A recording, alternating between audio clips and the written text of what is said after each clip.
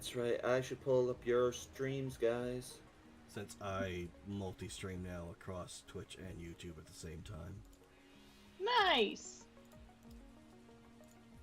Nice. I mean, hey, branch out, because you never know when stupid shit happens. You never know when muskrat's gonna happen. Yeah, fucking muskrats. Duplicate. Yay. Woo. Join. Oh, shit, I didn't turn that on. Whoops. Nope. Oh, wait, I joined from my phone. Fuck. Hold on. Whoops. You almost saw my face. That wouldn't be good.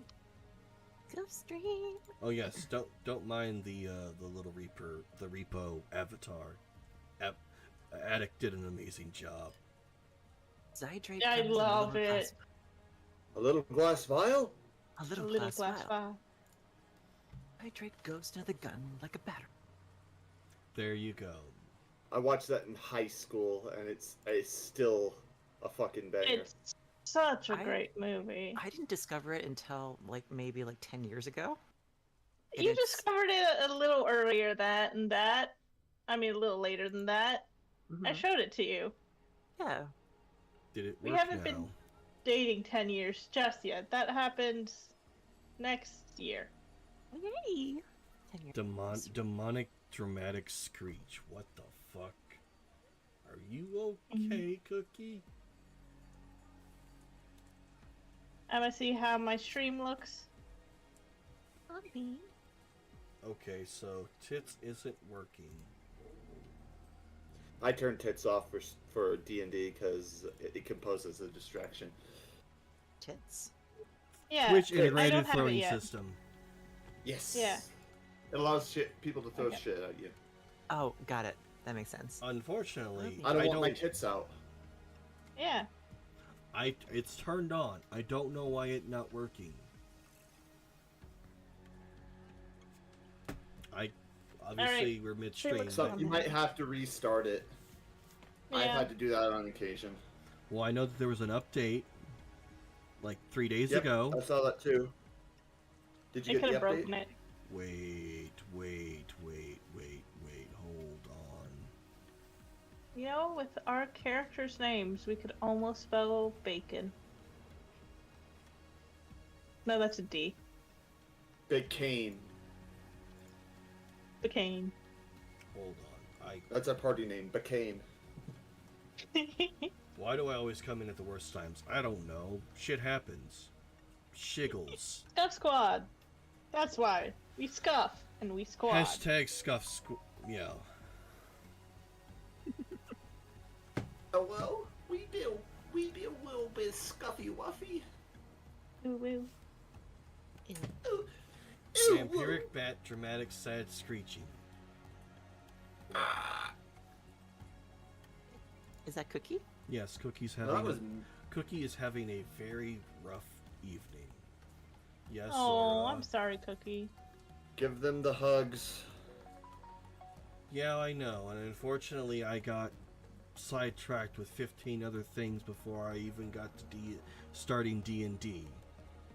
And why is the application not opening? I think I know what my problem was. Maybe if it'll fucking load. If it doesn't load, then I don't know what's wrong with tits. And I'm not restarting my PC just to figure it out. Yep. Might just be a the stream. So apparently I've made everybody upset.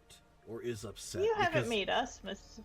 You're Unfortunately, fine. Zora's upset because I didn't talk to her before stream. I'm sorry. I'm sorry, Zora. I offer arms open for hug and apologize. And Cookie, I love you, sweetie. Okay, so no tits today. I'm sorry. There's no yeeting of shit at me. I don't know what's wrong, and I'm not gonna tech around when we're supposed to be playing D&D.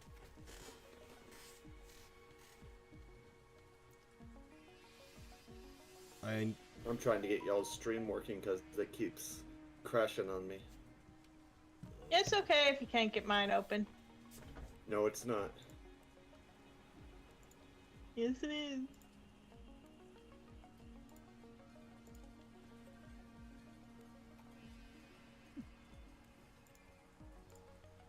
I realized I didn't grab my water bottle from my backpack. Who's Oh, making no. me piss? I am. I gotta Well, hide. joke's on you, I don't have any waters, and I'm not going to get some, so I'm just gonna drink my tea. So, meh. As long as it's liquid hydration that doesn't kill you, we're fine. Yeah. I had to It's make green that. tea. I had to make this very, very plain and simple, so there's nobody drinking horrible, horrible things. Be right back. I'm gonna go drink Yeah. battery acid. I'm gonna drink bleach. I swear to God, Knight. It's good Drink for some- you. Follow the president's orders and drink bleach. Oh, remember when he was all like, bleach will cause COVID Oh to go yeah, away? bleach will cure COVID. Yeah. Bleach enema. Ew. Welcome to the stream, all two of you. This is gonna be a ride.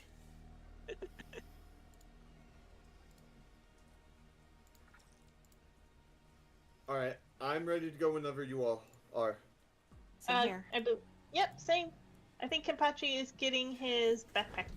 I had to get my water bottle from my backpack, but we are now. Yeah, there. I am now the Reggies.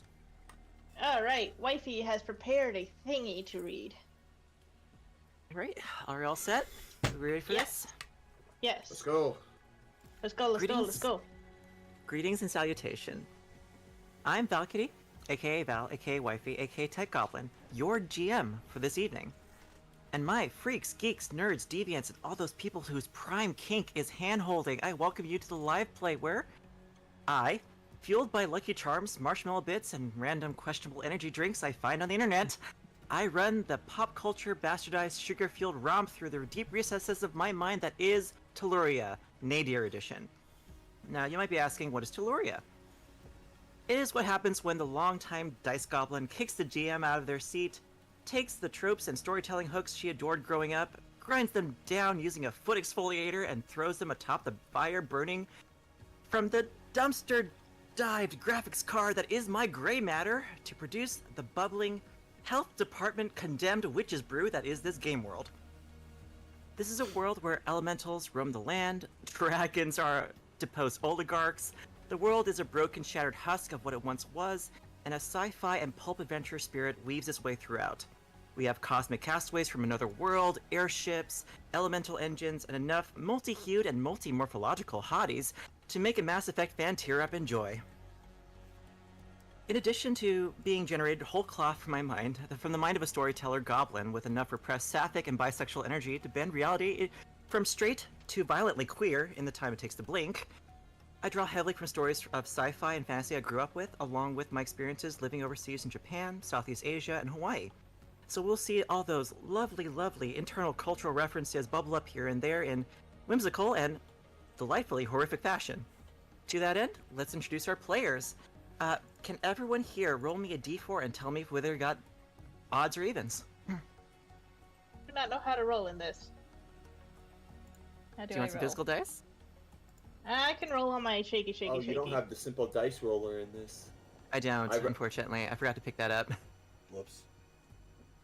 I will roll on my shaky, shaky phone. It's funny you asked me to roll a d4 because I was playing with it with my hands as I was listening to that. Also, Yeah! lovely introduction. Puppies. I love it. Thank I you. got an odd, I got 3. Same here, odd 3. Odd 3. And Ken? Even 4. Alright, let's start with Ken. Let's zoom in. On the latter half of the world, imagine this world is essentially 2 shells. One Can you show sort the of... world again? I Oh yeah, I can do that. 2 shells. One superimposed against the other, where all livable life exists on the inside part of those two shells. Imagine the world as kind of like a shootout apple core. On one side of the world, you have the realm of Zenith, which is lush, a vast ocean world with large krakens and so forth and so on. You get the idea. On the other side, though, we have a vast volcanic and cold desert, where the sun shines for at most a few hours a day, and the nights are frigid, and sandstorms made out of iron and pumice pummel the landscape around in violent displays of nature's fury. On the lava plane of this world exists a city known as Geset, the gateway from one world to the next. It is what would be considered a port city in this world, a veritable hive of scum and villainy. Instead of docks and shipwrights and dock workers, we have airship loading ramps. We have hangars. We have propulsive arcane engines that bridge the gaps between vast distances across this unknowable and forsaken desert. Over the horizon, a lone wanderer approaches the city, its towering silvered walls in the distance reflecting the midday sunlight. It is currently... hang on a second. It is currently the 11th day of what is called... oh, hang on a second. Where did my calendar run off to? Oh, That's simple weird. calendar. I see it. We are on Forge Glow. Forge Glow. The month of Forge Glow, the hottest, the quote-unquote hottest month of the Tellurian calendar. It's only hottest because I'm here. Hey, yo. It is during this time where what would be equivalent to like derechos and rough, hot-aired winds blow through the lava plains, mixing with steam and forming sparks of lightning here and there as elemental imbalances work themselves out on the horizon. Another thing about this world is, because it's shaped like a bowl, there is no horizon. You can see as far as is possible to see, given atmospheric conditions, given attenuation, given the dust in the air, so forth and so on. So it's kind of like being able to see forever. And right in the center of it all, in the backdrop of this city, is a massive spiraling sort of peak where the two worlds intersect each other. They meet.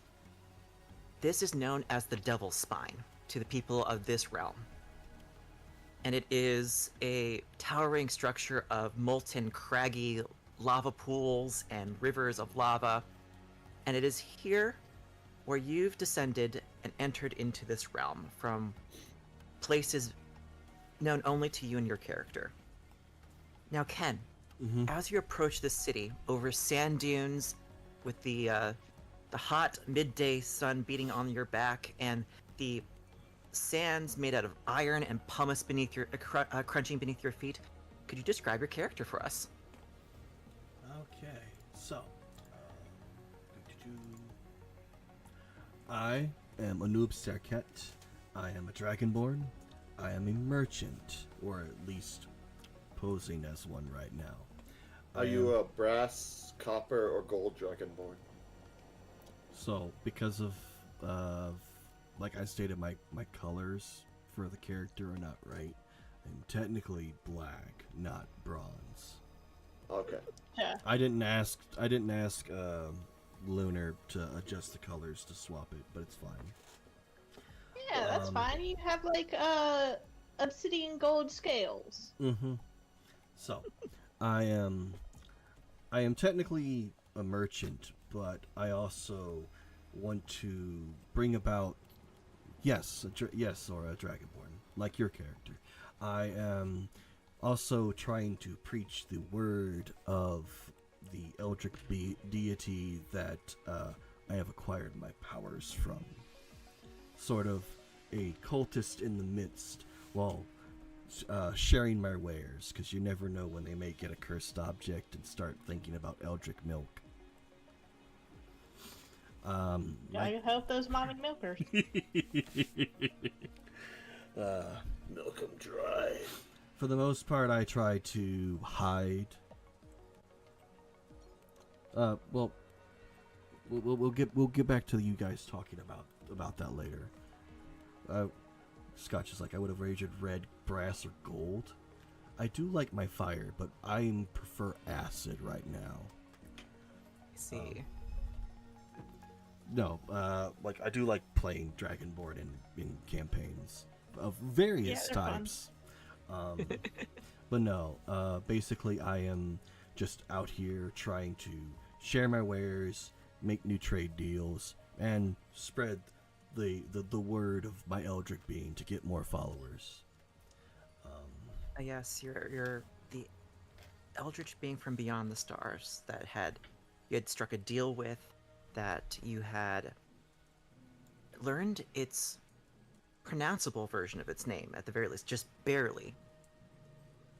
And even then, it sometimes is misspoken. The closest approximation that you've been able to sort of muster with your limited sort of like vocal apparatus is something on the lines of "you giz." It is guttural and there's way too many consonants in there. Like you're convinced that you would probably need another mouth in order to say it properly. Yeah, unfortunately, and even using Draconic, it sounds far harsher. Considering how many vowels and Yeah. R's are in Draconic, Yeah, Absolutely. makes it even more difficult. Draconic is a very sonorant language, and while you have the capability to reproduce certain sounds, it's difficult to do so when you naturally resonate in a certain way. Yeah. That being said, you've come to this city with the trappings of your trade, your fake wares. I assume, are you traveling across the desert by foot, and you have a backpack, a large backpack, which you're carrying various supplies in to trade, so to speak, or at least appear that you're going to trade with them, or did you have something a little bit more officious, a little bit more larger in scale?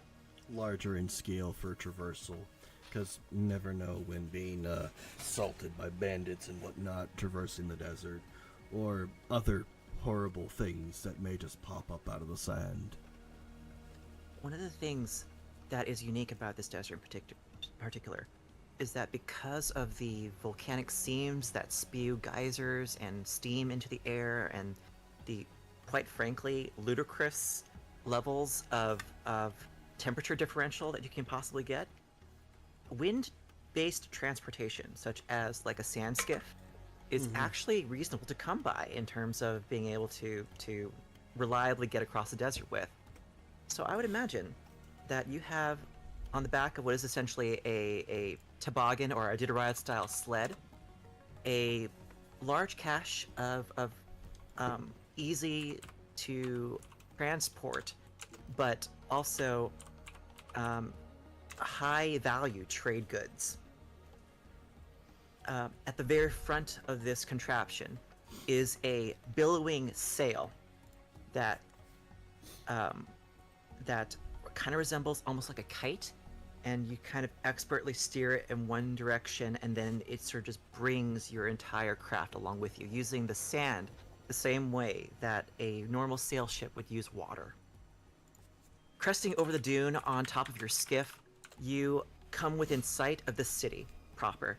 It is a gleaming, mirrored structure, or series of structures, designed to sort of reflect the midday sun, or in a lot of cases, trap heat internally for later use during the night, which can get frigid.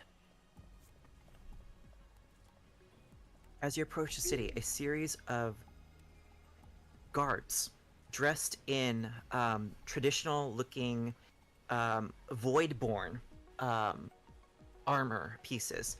Voidborn armor being something very sort of like ceramic-looking, sort of like very metallic and polished in some places, but also kind of ramshackle because the ability to reproduce armor pieces like this has been difficult in recent years. The Voidborn, you never quite understood them exactly, but they tend to be very excitable. They tend to be a little shorter lived than you. They tend to be, well, they tend to have rounded ears.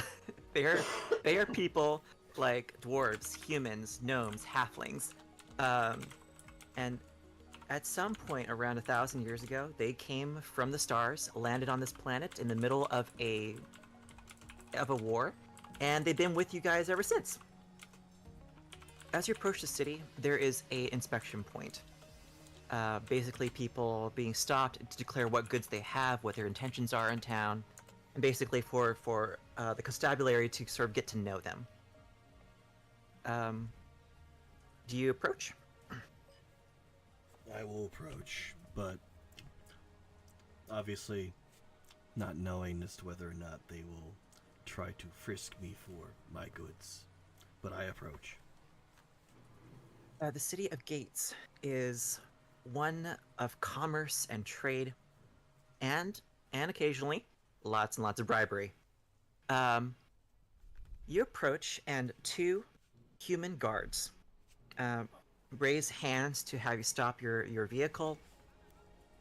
You comply, and they walk on up to where you are at the helm, and they just say, "Greetings. Name and business in the city, please."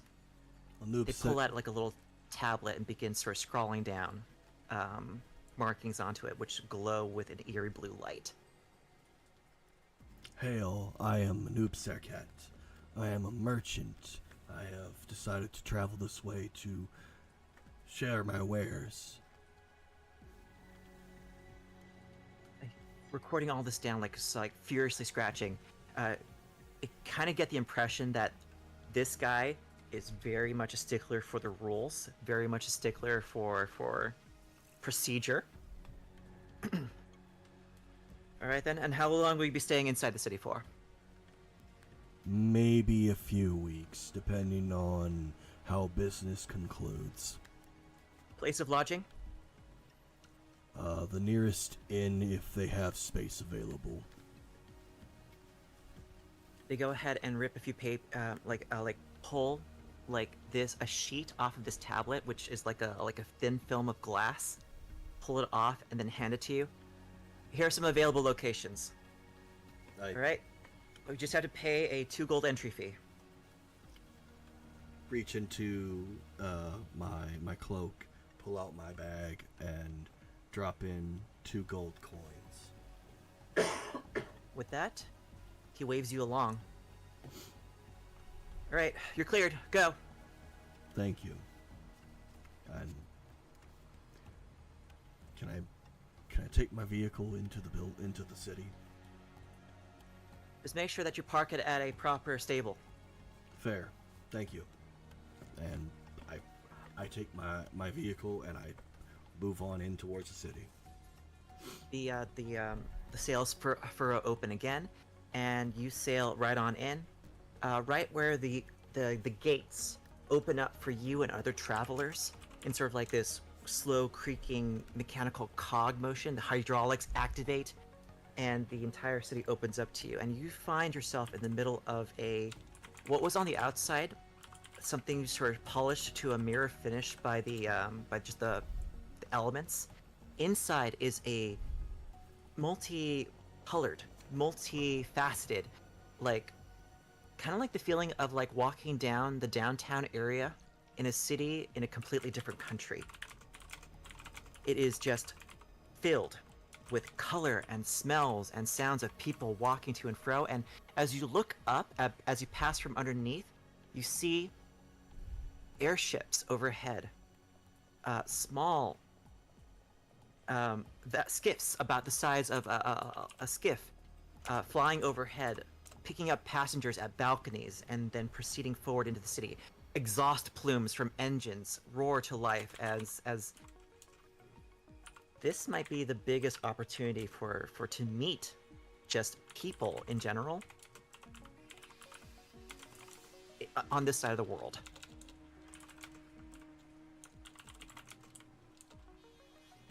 You go ahead and find lodging at a nearby stables with the piece of paper that you've gotten from the guards. They have recommendations for people you should indulge in terms of like services and businesses. Hint, hint, wink, wink.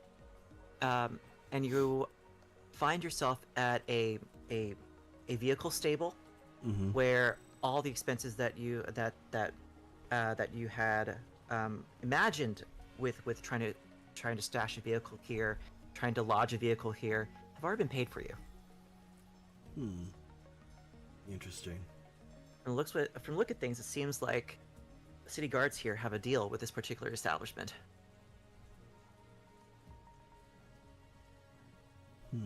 Still a little bit weary, but never look a gift horse in the mouth. A Genasi man an Air Genasi man comes out to greet you. He's got like swirls of elemental patterns running through his skin, and a very fine sort of like almost like a fancy sort of official hat, basically. He's wearing loose fitted clothing and a jerkin sort of style jacket that's designed to protect against the weather. He kind of goes, "My friend, here, please, I'll take those from you."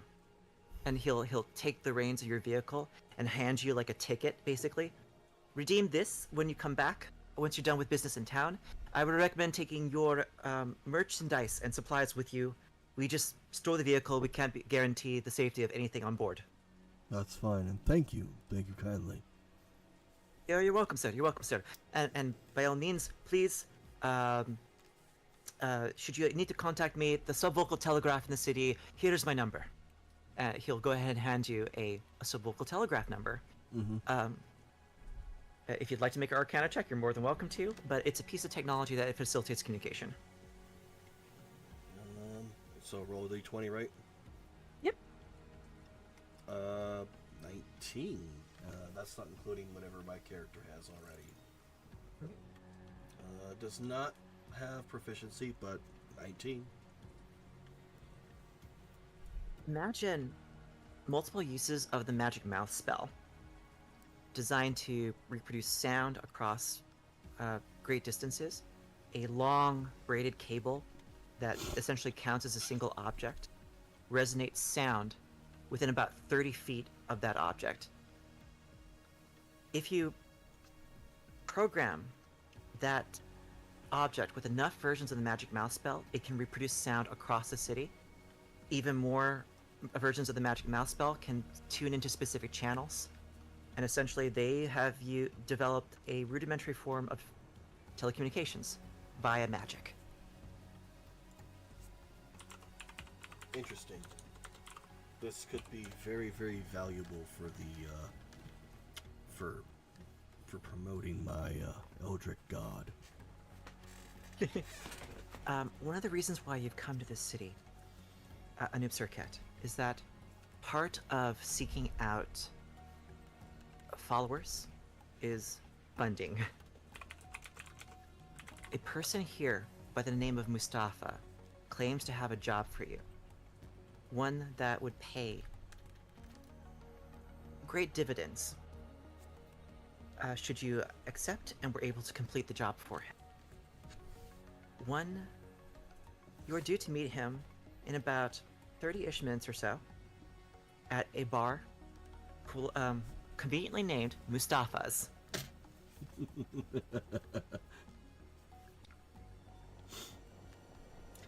Yeah, no, I will take the goods and my bag off of my skiff, and then I will head to Mustafa's. Awesome. Now we turn to, can I get a D4 roll between the two of you? Oh, yield tonight. Okay then. Night.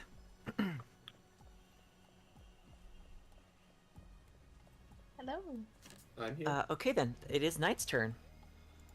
Knight. Kane has seen some shit over the course of his very short life.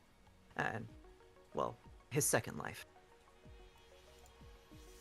You wander the streets. not necessarily in the worst place you've been in your entire life, but damn near towards the... It has been a rough go of it. How would you describe the series of events that have led you to the city of Gates? I had probably wandered through the desert more than I would have liked. Woke up like in an underground. I reluctant to call it a lab, more like a cell that was half buried by the sand itself. And by the time I got to the surface, I was completely baffled about where I was. So I have been wandering for a long, long time. Bereft of memory, bereft of a past, you find yourself with a conundrum, trying to simultaneously develop an identity for yourself while also trying to survive. The nights are cold, frigid, near freezing. The only source of warmth is the earth itself, and you bury yourself in pumice ash, blistering sands, sort of just irradiating steam in an effort to stave off hyperthermia, in an effort to stave off frostbite. But subsequently, the desert takes its toll on you. Your skin is tattered in places. Your flesh is rent and sort of bruised raw. You reach the edge of the city, hoping to find answers. A single clue you've managed to find on your person is a little poker chip with the name Mustafa written on it. Worn away by the sand and by the elements, it is your one connection to the past that you had. Maybe this person has some answers. When you make it to the city, you collapse at the gates. The constabulary, the city guard, rush to you. And I'd like you to just make me a basic luck check. What would I roll for that? Just a d20 and tell me what the result is. Okay.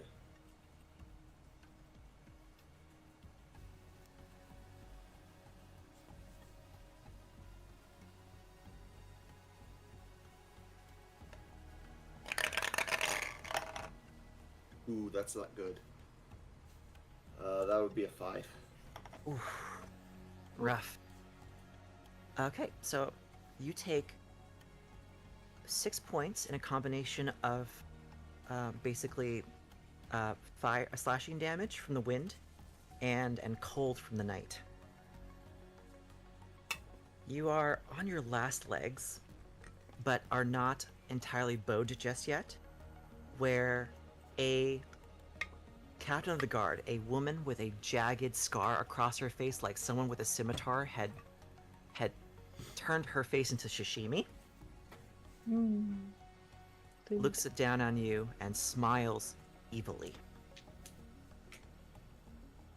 She says, "Oi lads, look at this. Another for the stockades. Think that we can sell this one at the market?" And her and her retinue begin to surround you. What do you do? I would like to stand up as best I can. You do so, a little wobbly. And then I would like to look at my features real quick.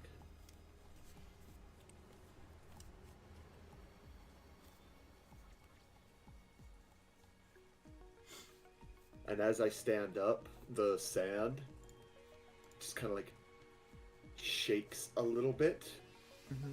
and my blue eye, that had the iris of which is a little bit larger than the right eye, just begins to glow a kind of spectral blue. And I'm going to use my channel divinity conquering presence, forcing all the enemies within 30 feet of me to make a wisdom saving throw. Oh, goodness. That's gonna be fun. I need to get some of my dice for this. Ooh. I'll be right back. I need to grab my dice. Oh, you're the GM. You're supposed to have your dice on you. I know. I'm terrible. 1 second. Bad wifey. Kidding. I love her.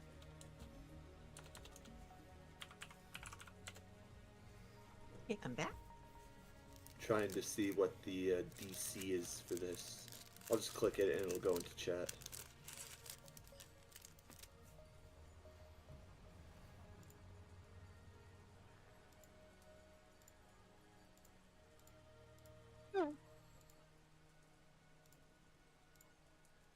Nice. It does not say there either. It'd be on your character sheet. Yeah, it should be, but it's not saying. On a failed save file.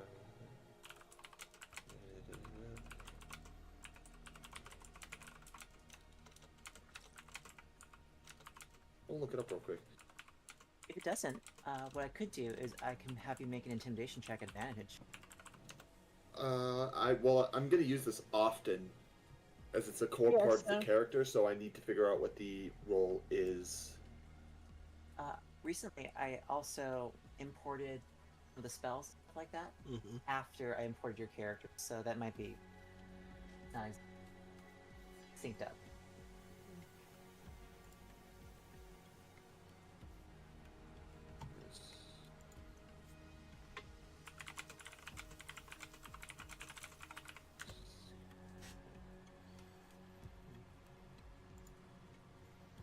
Here, I have the actual character, the class up now.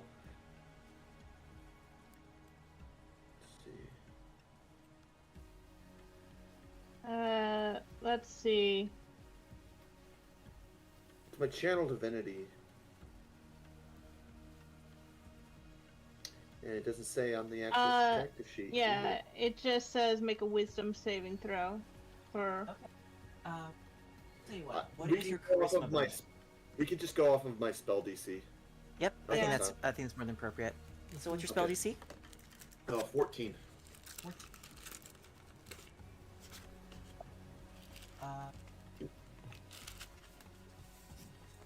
17 for the first one. That's a success. Natural 1 for the second. That's failure. That's a failure. 7 for the next one. That's a failure. And 2 for the last. All but the main woman. Captain? Just drop everything to run away from you. And she is left alone with you. And she kind of just goes, "What the fuck are you?" And I don't even respond, as I'm not entirely, mentally there. She holds out a dagger. I pull out my trying to keep it at arm's sword. length. Describing what my character looks at this point, I am a pale elf, paler than any moon elf should be. I kind of resemble a Shatterkai, but I'm even paler than them. I have snow white hair, one red eye, one blue, a very vicious scar on the left side of my face under the blue eye, and scars across my mouth that looks like my mouth was sewn shut at one point. I walk up to this woman, bonus action Wrathful Smite. Go for it. Give me an attack roll. We're doing combat already. All right. She's got 10 HP. I think that's a hit, because that's 16 without any of my modifiers. AC of 14. hit her. Yeah. How hard do So you hit? weapon damage would be. I'm just trying to figure out what the weapon damage on a greatsword is, because I don't remember off the top of my head. I can look it up. 2d6. Yep. Oh, that's max on the first d6, and then lowest on the second. So that's 7 damage on the greatsword, plus my wrathful smite. Yeah, this lady dead. That's what, additional Okay. 4 damage right there? Think so, Yeah. at That's least. 11. You That's take death. the great sword and Hold on, bring I it want, down. I want to roll the damage just so I can, See how well you did? yeah.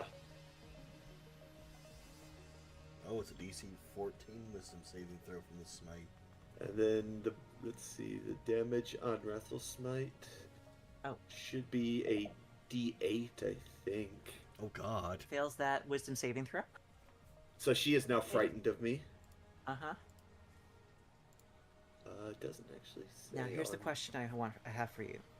You have the option to do lethal damage or non-lethal damage. Which do you choose? Non-lethal. Sounds good. This punk tries to step up Okay, to you, bitch. and you just whack. Describe how you put her down for the count.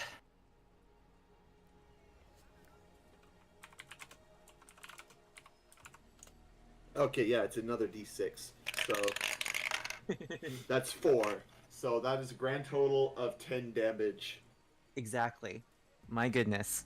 All right, describe for me how you managed to take this punk and put her down for the count. She thinks I'm about ready to split her in half, but instead I take the pommel of my greatsword and bam! Right in the center of her forehead. She And right as I'm about to strike her, the fear just sinks into her, and she's just paralyzed. Before bam, she goes out cold. she looks to like take her blade and like bring it up to defend herself, but before any of that happens, there's a sudden jolt of fear that grips her entire body. It seems to almost stop her heart for a moment. She drops the blade, and then in a flash, it's over. Pommel, forehead, ground, sand, water leaks out.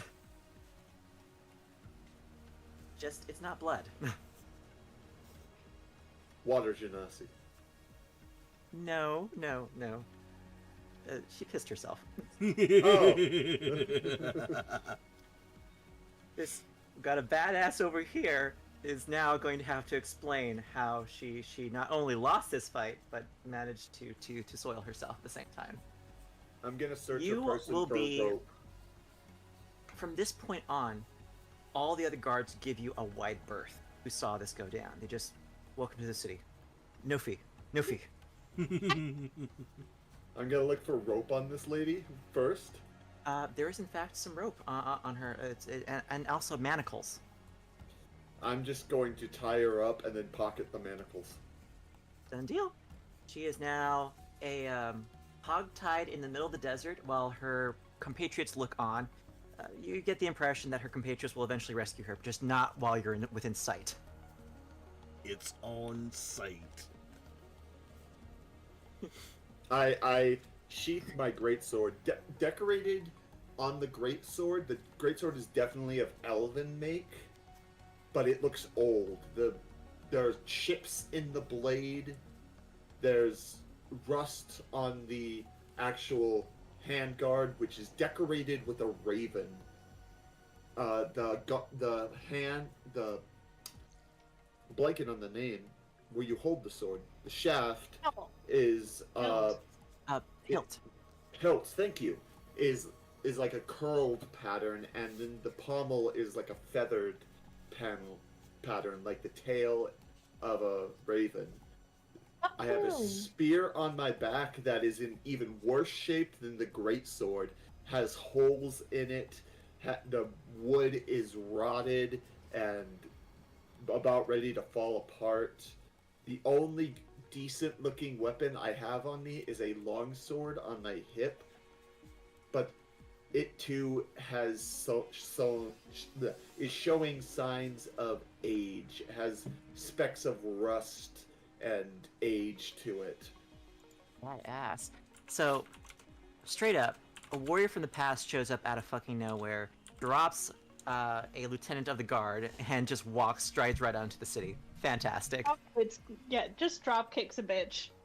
Oh, I have to describe my armor. I'm also wearing this long coat that looks like it was made by dwarves, as the plates on it are definitely of dwarven make, but they're all spiked in jagged formations. It looks probably as old as the weapons, but it shows less wear of it because dwarven make weapons and armor last longer than probably any other kinds of weapons you can find. It's their specialty. You process through the city, everyone giving you a wide berth. You look like something out of a nightmare. Flesh basically falling off your skin. You look like you're completely desiccated. You haven't had any water. You are, for the most There's no part, flesh falling off of me, but it looks like any wounds that I have are old and healed over, almost. very much but they scabbed look- over. Yes. Yeah. Like, Yeah. and what I mean by flesh falling off you, like you've been like wind blasted, like you've been Oh, sand right, blasted. right, yeah. So it's less like you There ever are see road open rash? wounds. Yeah, they're open wounds. Granted, very small. It's like thousands and thousands of tiny cuts from like the razor sharp sands, but it looks rough. You look rough. It's not a danger to you just yet. It's Thank you just for it the looks raid, bad. You know how Anu. like a head wound always looks worse than it actually Welcome is. in, Raiders. Yes. Very Hi, much like Texas. that all over your body, all over the exposed parts of your body. You walk in through the city, and you find yourself in this absolute I labyrinth. see you were also of- playing of Dungeons and Dragons. old That's technology and new magic. we're doing and, session and, 0. And we're people all from describing just our about characters everywhere and you can getting to the imagine. first main A city. But thank Tabaxi you for man, the raid, love. off Much in the corner appreciated. sells like little like onyx sort of like necklaces. Another like elven sort of man, judging from his appearance and the length of his ears, probably a half elf of some kind or another, is portering some supplies on top of a push cart. Overhead, screaming jets of various airships fly into and out of the city. It is absolute chaos. You've never seen this many people since waking up. And now you need to find this Mustafa. Where do you start? I'm going to stick to the sides of the buildings, avoiding the traffic. Mm-hmm. But the moment I see somebody who's like alone, I'm Uh-huh. gonna grab them by the collar and then shove them up against the wall. Go ahead and give me a luck check again. See who you grab. Watch him grab Mustafa. That's not very much better than my last luck roll. It's a 6. Cool. I grab most. You grab a Mustafa. street Grab urchin. a child. You grab a street urchin off the street, and you pull him into a back alley, and you throw him up against the wall, and he goes, And I'm holding him up off the ground, uh-huh. and I'm like, I literally have him pinned against the wall, and I'm just yo, staring what up at him. gives? And I show him the not token, Amulet? the chip. Chip, that's the word. The chip. Oh, the poker chip. You looking for old man Mustafa? I know He's it. about four blocks down. Just south of a gantry way.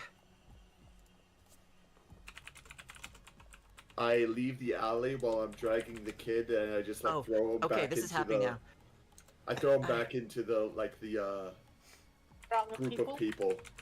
Yeah. As you're being pulled along, a couple of other street urchins show up and just go, Kale, what the fuck did you do? Nothing. This guy just grabbed me. He's like, do you need help? Looks up at you. And just kind of goes, I think he's taking me to Mustafa's. Meet there. And they just kind of follow you.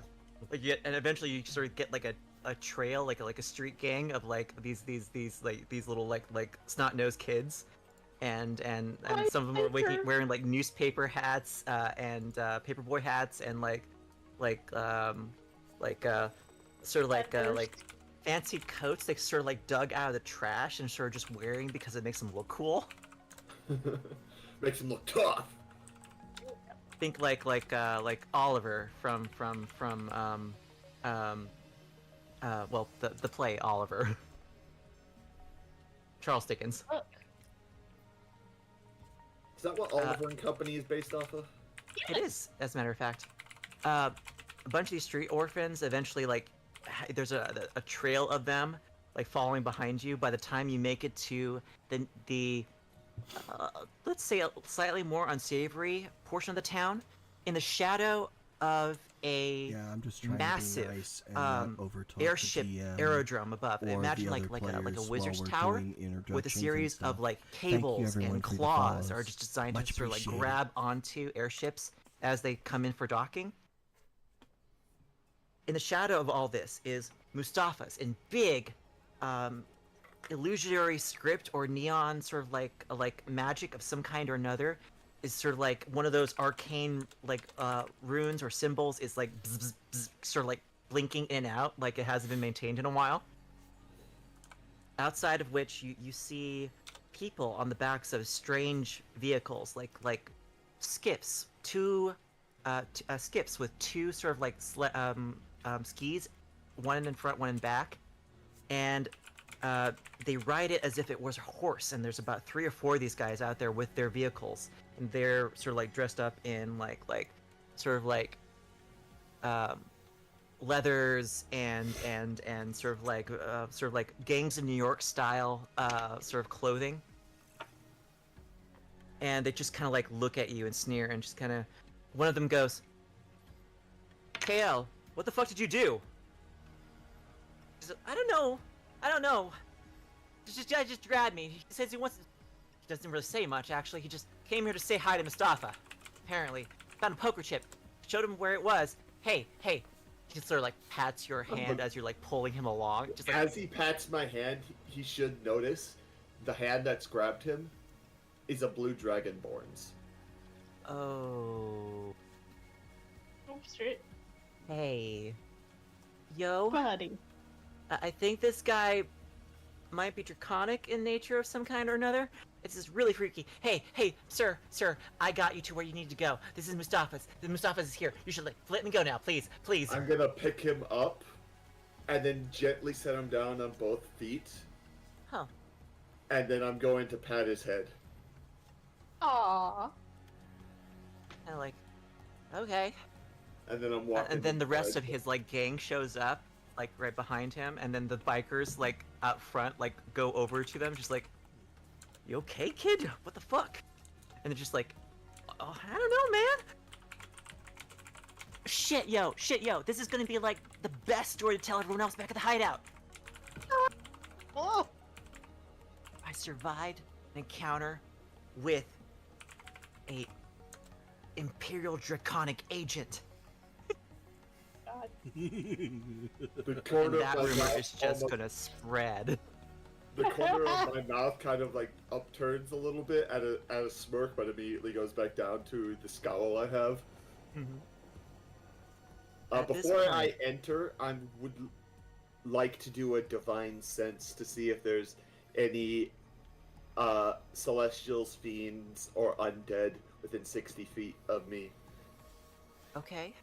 Go ahead and is it just you get it basically as long as you're within 60 feet? Yes. Celestials. I don't think I There can see them is- through, like, see, it's a Glamour. radius, but I don't think I can see them through walls. Yeah, Okay. I can't see them through walls. So I can't see them inside the building unless they're like, there's a window. Outside of Mustafa's, it is completely windowless. There is no real like way to look into the building itself, but from the outside, within the square that you find yourself at the corner of the street, you don't sense any celestials nearby. Fiends. I'm trying to think. I would say that there is no fiends nearby either. What was the other ones? Undead. Undead. Undead. You get a ping. Maybe about 25-ish feet back. A large automaton strolls through the street. It's about maybe around 7-ish feet tall. Sort of like a brass and iron sort of thing, and its eyes glow with an eerie blue light. When However, you look at this thing. When I get this feeling of this undead, Mm-hmm. does it trigger any memories at all? In this particular case,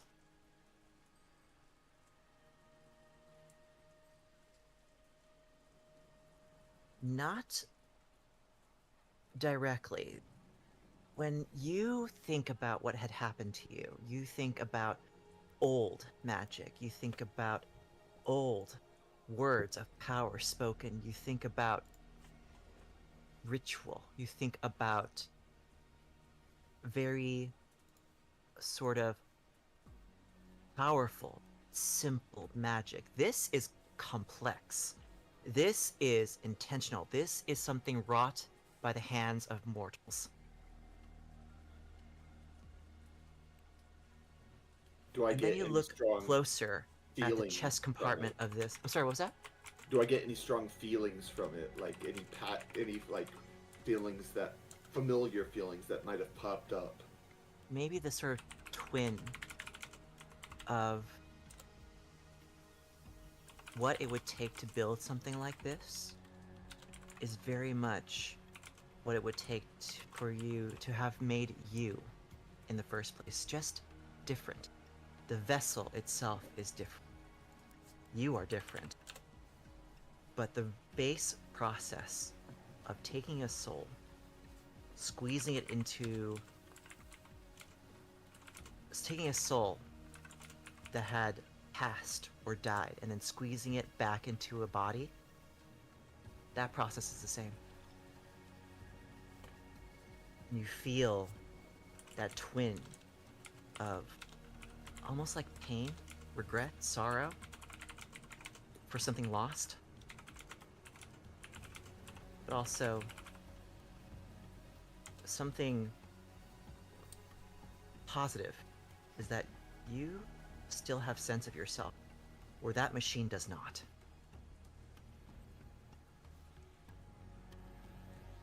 I give it kind of the side eye, and I note its presence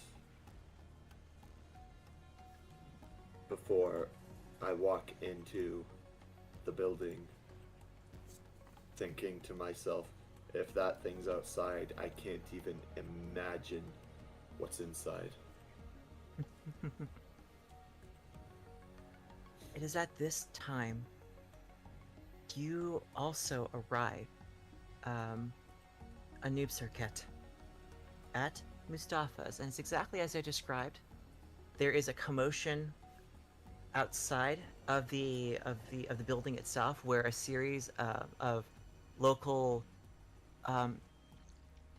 skiffers, bikers, essentially, the rough equivalent thereof, are outside and attempting to sort of like get a story out of this kid who is taking it and running with it, and it seems to have grown into a life of its own at this point, where a lot of how the city works, in your opinion, is that if there is a sensational thing that has happened, it does not benefit to tell the whole truth about it. The story gets bigger and bigger with each telling of it. it gets more wilder, it gets more fantastical. And pretty soon, it spread all the way throughout the city, and it's become a sensation where there wasn't just one of them, there were 4, there were 5. And I didn't just get dragged into a back alley, I had to fight him off, kind of deal. You get the idea. It's starting, that rumor mill. You can see it starting. People are gonna try to challenge me to a fight at some point, aren't they? Probably. Over this damn rumor. Yep. Is it me? Is it my turn? Am I I was the gonna ask, problem? what Ken does before he walks in. Oh, yeah. I would say, like, listening to all the random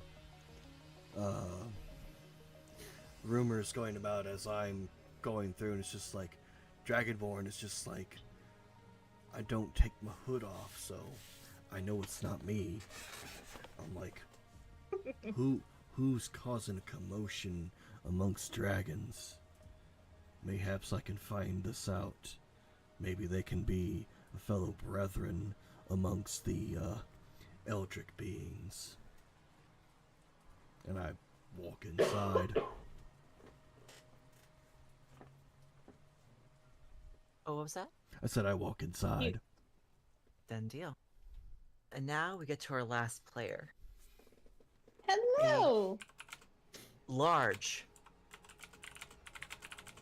tower of an orcish man strides down the street, wearing simple clothes, a dagger on his hip, and a series of specialized tools in a tool belt, just sort of buckled to a sash around his waist. The hot sun overhead, he flips down a hood above to cover his eyes, and beside this towering, rough-looking roguish figure is a small halfling, maybe about 3.5 feet tall.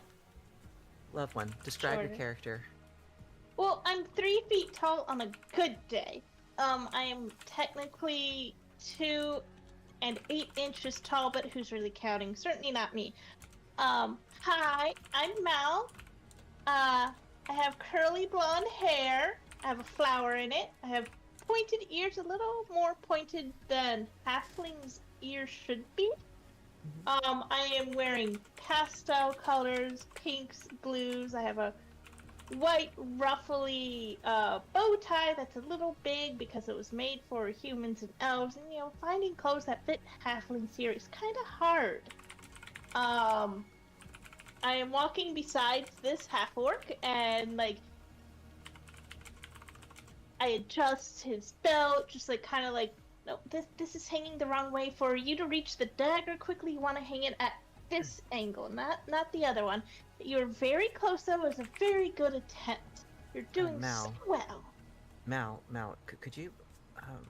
I appreciate making you look more imposing and all that, but we got to find employment, right? So Yes. what about? We do have to find employment. One of the best places to look for employment is in cities, and this is a big city. I was thinking we could stop by one of the bars.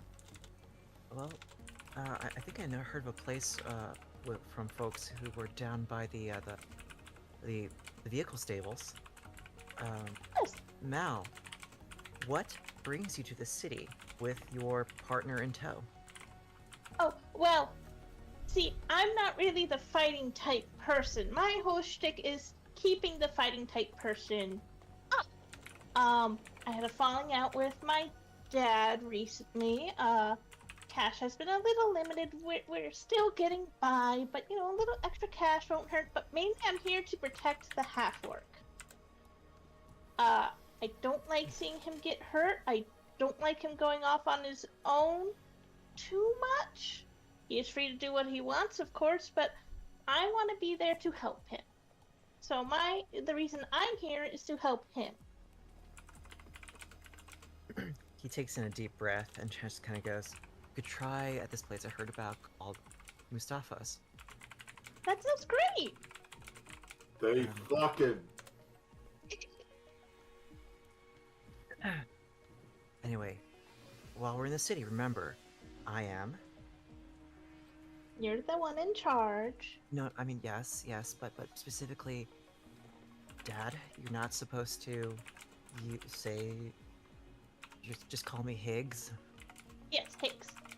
Of and course, I'm just of gonna course. call you Mal No, I because know. it's a little embarrassing to take your father on an adventure. Well, I mean, most people want to assume we're family because, you know, I'm very small. But yes, which I is- understand. A little bit weird on their part. Yes, I understand. It's a little for the time- racist, yes. Yes. Or at the very least, making assumptions. But anyway, let's just go to this meeting. I heard this guy's got work for us. We'll make a good impression with the group, and we'll see about getting some money so that we can actually afford the inn tonight. Yes, that sounds good. I have some funds, so we should be able to afford a room for a few nights, but fortunately, we do live in a capitalist society, which makes us need money. Your son just smiles at you.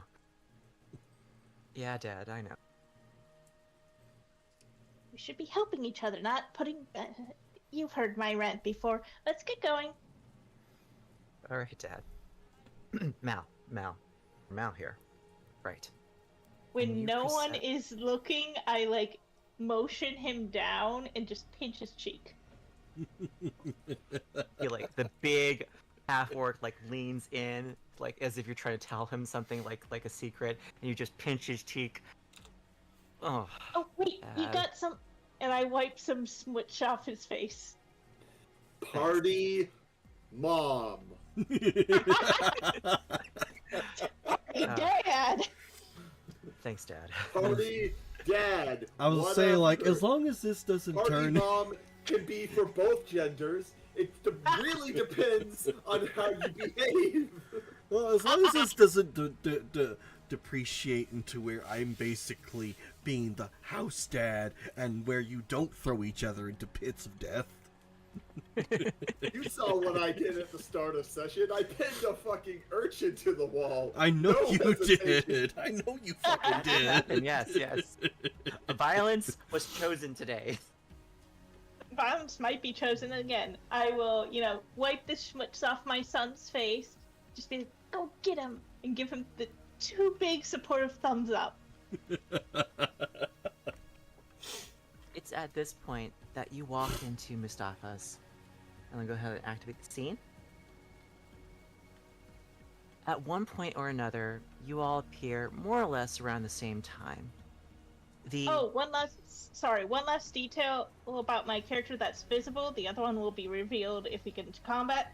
Is Mal does have a mace, a regular mace on his back. It is halfling size. The other weapon he has is a hammer. Yes, that is Mal. Hi, I'm very cute. I have a hammer. It is not a war hammer or like a hammer meant for combat. That's my son. Is he cute? The hammer is every dad's toolkit hammer. So like the hammer for carpentry is what I have on my belt. Delightful. Mal also has pierced ears and a fresh flower on their head. I went ahead and showed to everyone all the various characters that are in the party. Keep in mind that a noob circuit is actually a black dragon with flecks of gold. Yes. Yeah, obsidian gold type. Yeah.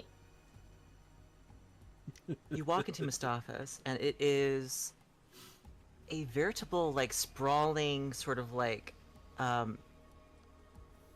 bar in the middle of the city.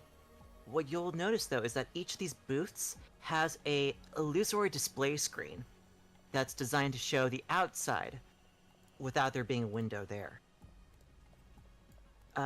In the center of it all, right about here, is who you assume is the man himself.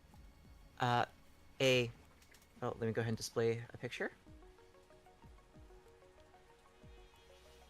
A drow man with a shock of brown hair on top of his head, green eyes, and a well-trimmed, very proper-looking beard.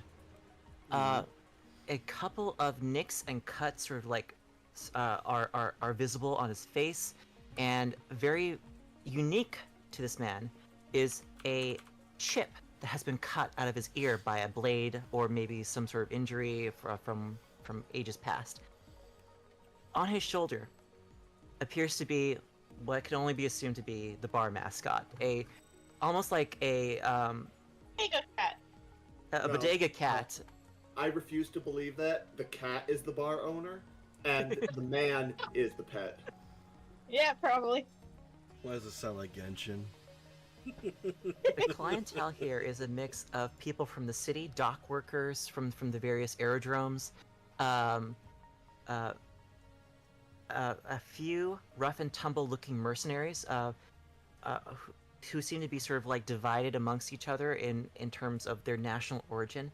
On the left hand side, you have what can only be described as high elves, a group of them, sort of like with eye patches or like scars across their face. They wield long swords primarily as their weapon, and at their hip you see a strange wand-like device.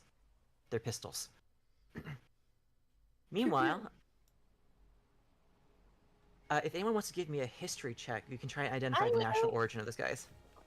Let me get to my character sheet. I will not. I will pass on that, as I wouldn't remember anyway. Fair enough. Knight, go ahead and gain inspiration. Okay. I rolled a 10. Aha! I rolled! I got a 4. Wait. Malark, you have no idea where these guys are from. It's However- okay, I can hardly see them. Okay, 10. okay, there we go. There we go. We can actually do dice rolls off our character sheet. Let's go. So I got a 5. The ones Yeah.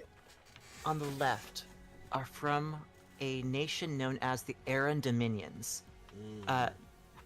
It is specifically a drow and high elf society that is revolves itself around the worship of Lolth, the Spider Queen.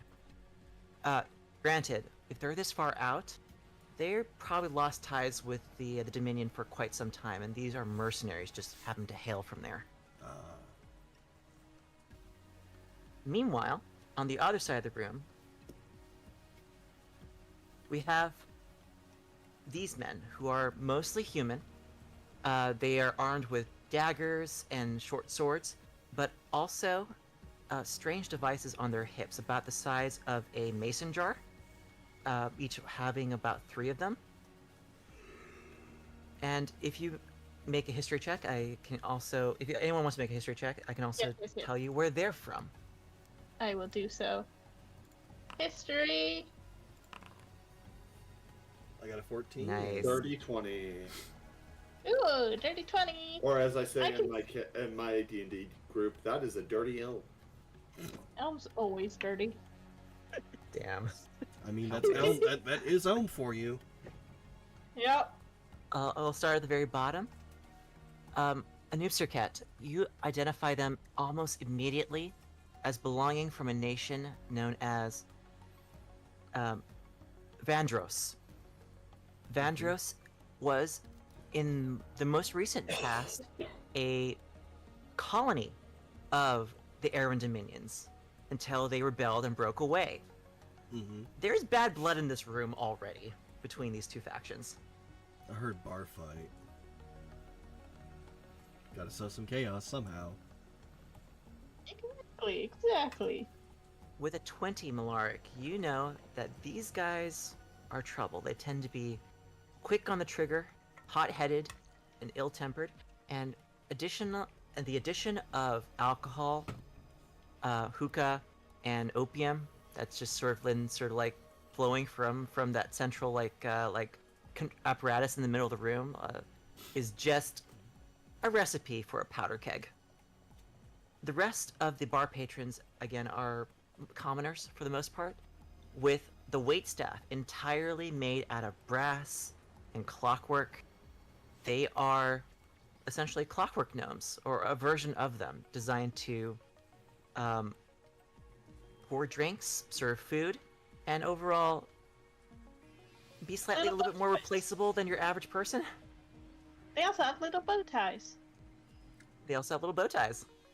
I always prefer a dapper robot. Very dapper. That being said, when you walk in, Mustafa is alerted to your presence by a cat sort of trilling and like headbutting into his cheek, and he just goes, Kasich, what is it? Oh, I see. Welcome, friends. Welcome to Mustafa's premier dock workers and airship bar in the heart of our good Gessert city. How can I help you? I'm going to walk up to an open seat. I'm going to just tap the bar for like a shot of something. People give you space. I heard the commotion. Mustafa comes on over and goes, all right then. I would give like the bar the like 2 tap for like basic drink or of something, like a shot of something or whatever they're serving. He goes ahead and pops open a cork from like a decanter and then pours it into a shot glass and hands it to you. It glows with a sort of like fiery energy and sparks. Instead of like effervescent bubbles, sparks of fire sort of shoot out of this thing. And then he takes a finger to the shot glass, and it turns ice cold. Goes, I know what this is, sorry. It's one of my favorite creations I made. our finest fire wine. Yes. I reach out, take the shot, and with my other hand, I put I keep wanting to say token. The chip on the table in front of him. Fucking platinum chip. He eyes the poker token and goes, this is one of mine. And then he he begins to like mutter to himself, forming like mudras and hand signatures into midair. Glyphs of power appear in front of him as he casts the identify spell. And as he does, it seems like he almost reviews the history of this item and goes, ah, I see. I know the person who had this poker chip. If they're not with you, that suggests that they must have died. Are you here seeking information? I nod. I see.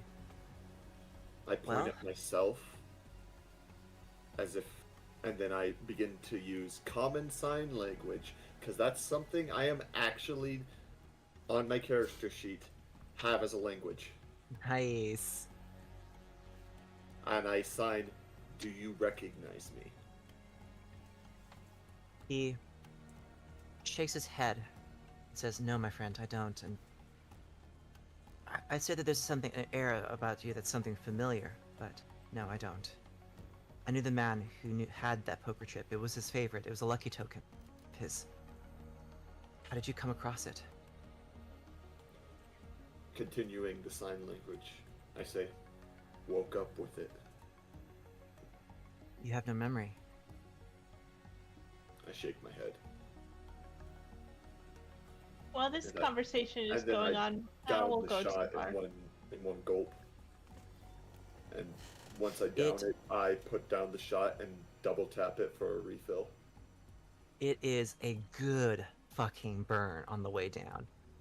There's just this hint of cinnamon and fire, and if you didn't know any better, it feels comforting, warm, somewhat familiar somehow.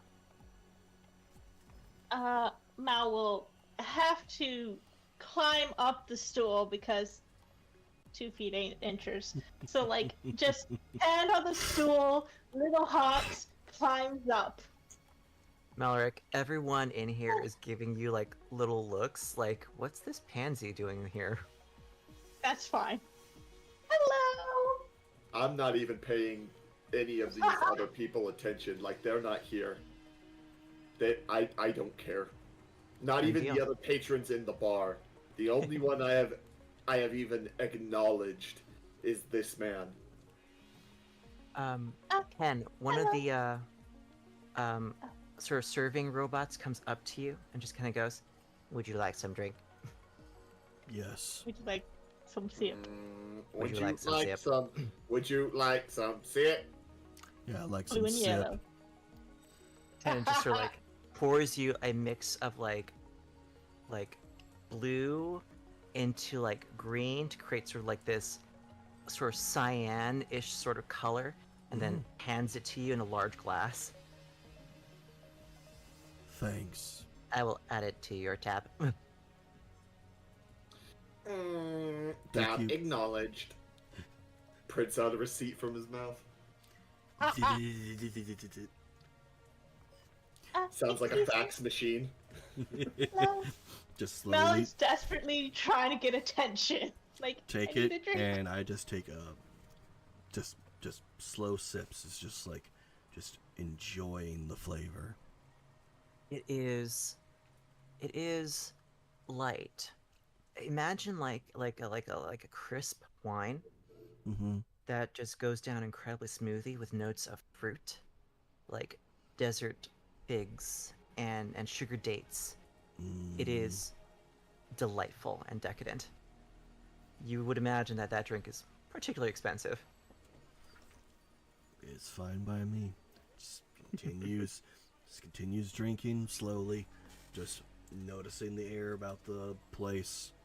Notices the random short one in the middle, and the one that Yeah, I think the one that looks really torn up off in the distance on the other side. I think it's fair to say, Love, correct me if I'm wrong, it's rare to see a halfling in this part of the world. It is. Granted, they do exist here.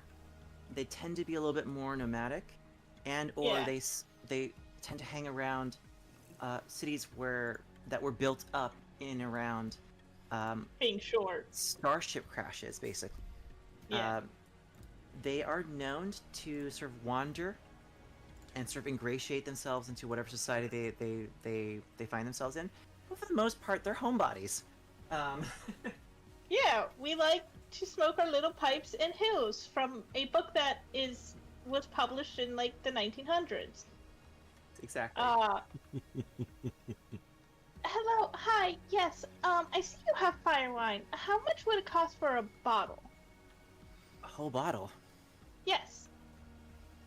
Mustafa just like goes over to you as if he's like senses an opportunity to make some money, and kind of goes. He sizes you up, and just goes, Doesn't take long to size him up. Yeah. 5 gold pieces. I will hand over 5 gold pieces for the bottle, and I will he take the cup that is readily needed for takes it. your money and then hands you a fresh bottle from off the rack behind him. Perfect. I'm not going to drink it. Go ahead and add fire wine to your inventory. You do know how to drink that thing, right? Yes, you need the specialized cup, or else it will burn your throat on the way down. A simple I'm a wizard's halfling, cantrip I- also works just as well. Oh, so they finally invented a cantrip for it. They did not have that 40 years ago. It's just prestidigitation. Yes, but they didn't figure out. You know how people are. They're always stuck in mean- their times. That's fair. It does come with a special glass. Do you want it? Yes, please. And he'll hand it to you. Add fire wine glass to your inventory. Alright, I'll add it to my other possessions. Does anyone want to make a history check on fire wine? You know what? We ball. This I'm going to see if like any memories of my past pop up. Go ahead So I'm and gonna give roll. a wisdom saving throw. Okay, I can do that.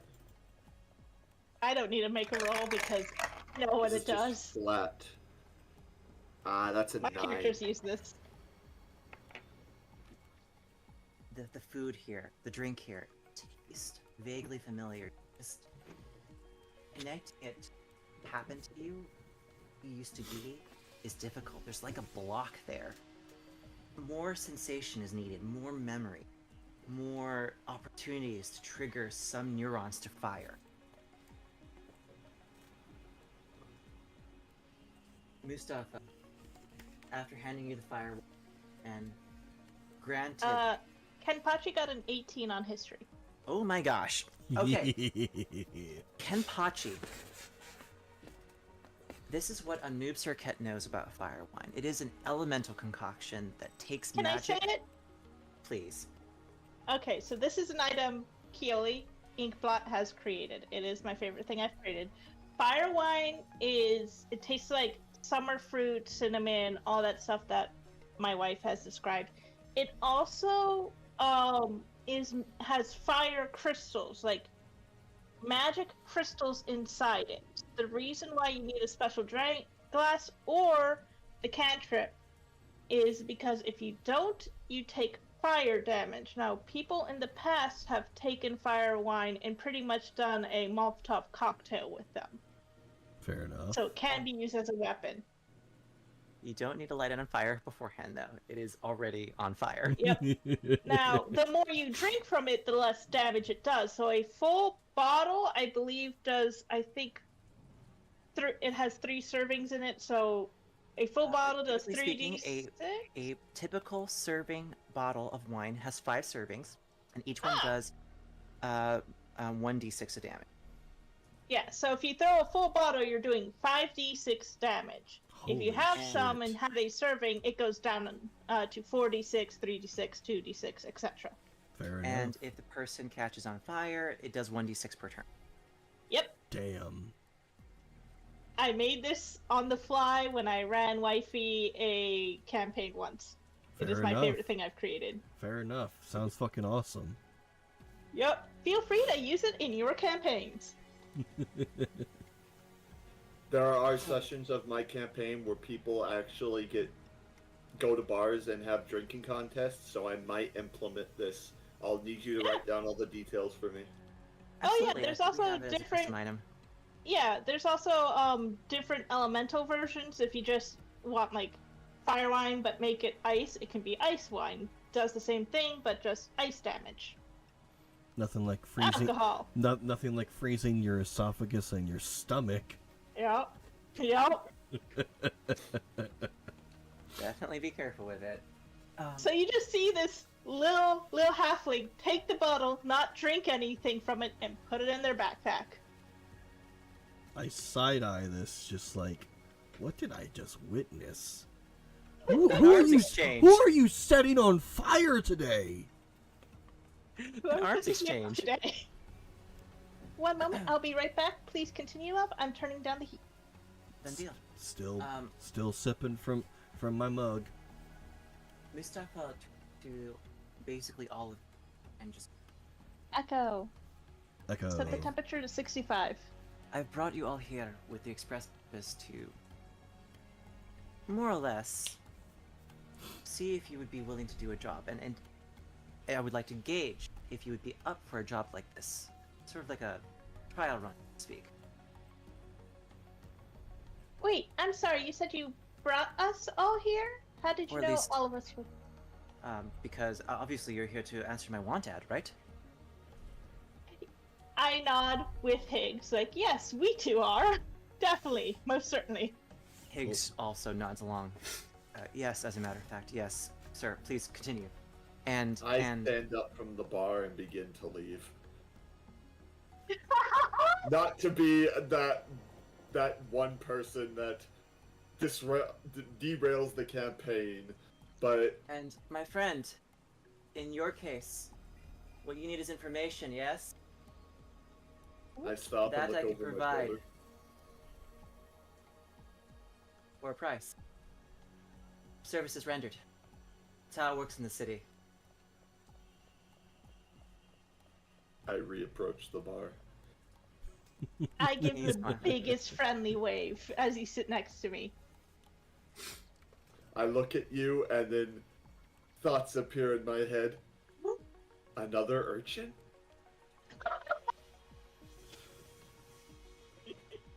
You know that meme of that woman with all the math problems going Yes. off Oh, around her? That's God. me right now.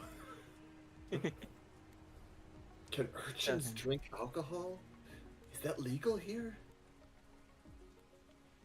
I just sit here, just continue drinking. It's just like waiting for the proposition. So, here's what.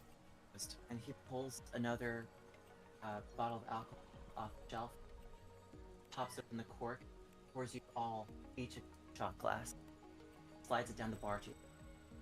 I down it.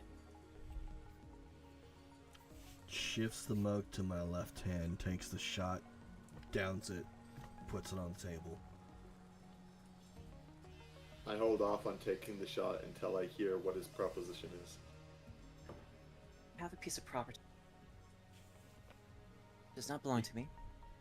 You cut out there, Belongs I didn't to- hear you. Oh, I have a piece of property. Does not belong to me. Mm-hmm. Belongs to a old rival and friend of mine. He is something of a connoisseur of junk.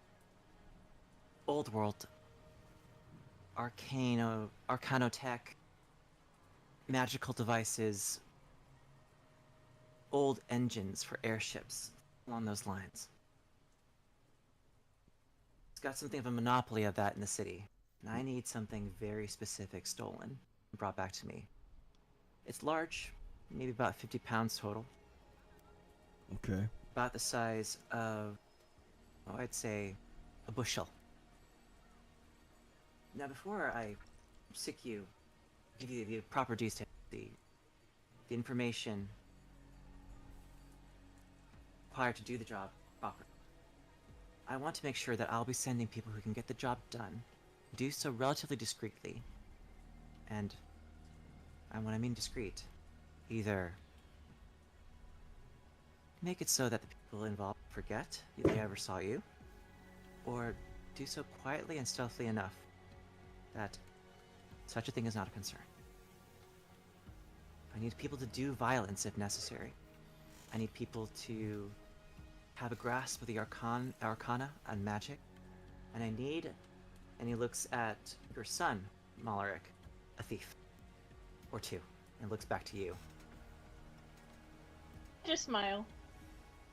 Now, in about 30 seconds, he looks down at a sundial, sort of like ticking away on his wrist. Magical shadows sort of like dance across the face of this thing. Mm-hmm. In about 30 seconds, this bar is about to erupt in a brawl. I need you to quell that. And off in the corner, you hear this man loudly, drunkenly say something along the lines of, "Dominion scumbags should have been wiped off of every single world spinning.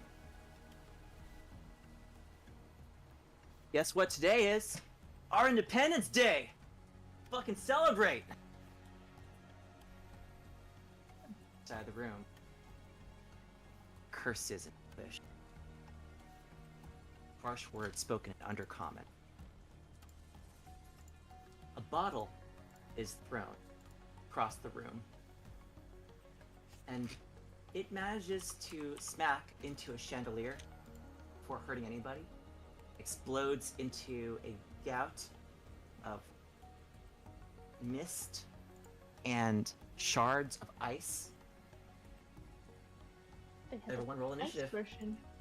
As They had the the ice shards of version. ice are raining down, I reach for my greatsword and I take the shot on the table and just take it back.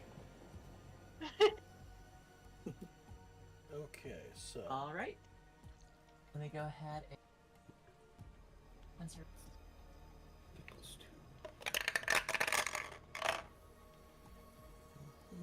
Okay, so I'm gonna hit Oh. the initiative button here, Yes, but so I you have rolled to start- IRL, but I rolled IRL, so it's gonna be different. Do you know where the Uh, initial button is? Oh, You need to start combat. Yes. yeah, you have to start combat for us In for the initiative. Yeah, thing you have to go into combat encounters. It's the sword and shield in the upper right, and you have to hit the start combat button there. Alright. I think I did that. Alright, and let's then- see if I can roll. There we go. Malaric with 15. It's a long rest. Please, it's Mal for short. Malric is what my father called me. So my initiative isn't actually 4, it's 17. Gotcha. So you can go in and edit each individual's roll simply by clicking it and changing it there. Combatant. Yep. Let's see. Also, I 17. believe Anub Circuit will go before me as my initiative bonus is +0. Mine is Gotcha. +2. And I'm just gonna roll an guys. So that would apply this. Oh, What damn. I would Okay. recommend is taking one of them, one of each, and keeping Yeah. them off the map and having those ones roll initiative. For if you delete the one that rolled initiative, their turn order gets removed. Yeah. Gotcha. Just like I can also write initiative Copy in them. my chat. copy them, put them outside the map, have that one roll initiative, or take the one that you just made roll initiative, put that one outside the map, and simply just copy it and bring it back into the map. Okay. Whatever you want to do. Otherwise, they have to roll initiative together. Yeah. Or if we defeat them, then you delete them and then the initiative gets screwy. For some strange reason, those are really, really In that big. case, I'll just Bless these you. guys, and then just make. Thank you for the hydrate cookie. There we go. I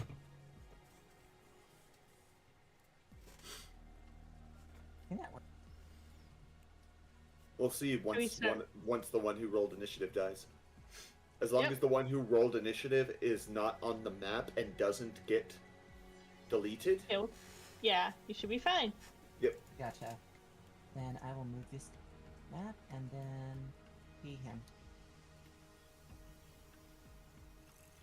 Oh, I need to again. There we go. Now just make copies of it. Yep.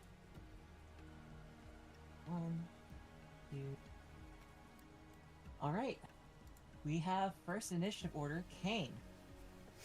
No, one of the guys rolled 23, Yep. didn't he? Yeah, Yeah. the guy that you just made re-roll rolled 23, so he would have gone before me. Okay, I'll just correct. Yeah, the Earn Dominion Cutthroat. The one that has the black hair, not blonde elf man. Yeah. Okay. Which is weird, because he should... That's weird. Different... Because you had deleted him and had to make him re-roll. Yeah. So, Okay. Well, that guy's a Vendrian. Go. Vendrian. Okay. Vendrian guy goes first, or Vendrian guys go first. They're going to... By heading up here, this guy's going to react by heading back behind there. Way. He's going to try... He will move 1, 2... Probably get but shoot over the bar, hit this. Just for people to get clarified. What's that now? I I'll just wrote, put something in the chat. yeah. Yeah. That wait. He's gonna open up with. He takes a grenade from his pocket. A grenade? A grenade. And Grenade! he's going. From his pocket. He He's just going- walking around. I know okay. this isn't the right setting, but I just have to shout this. For the Emperor!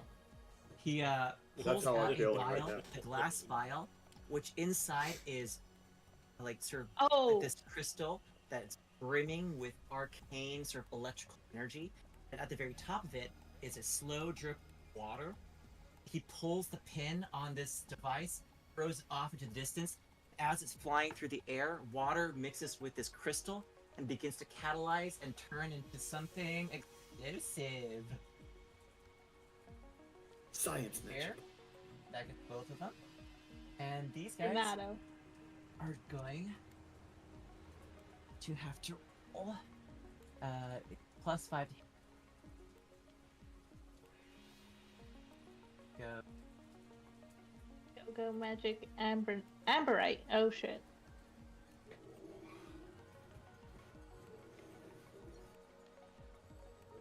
Do you have music for this, my dear? I don't, unfortunately. I didn't have, oh, and that hits the first one. Yep. And let's roll that again for the second. Does not hit the second guy, so he takes no damage from this. One of them catches this explosion right in the face. Ouch. You know, That's not where you want to catch explosions. and takes a total of 5 points of damage.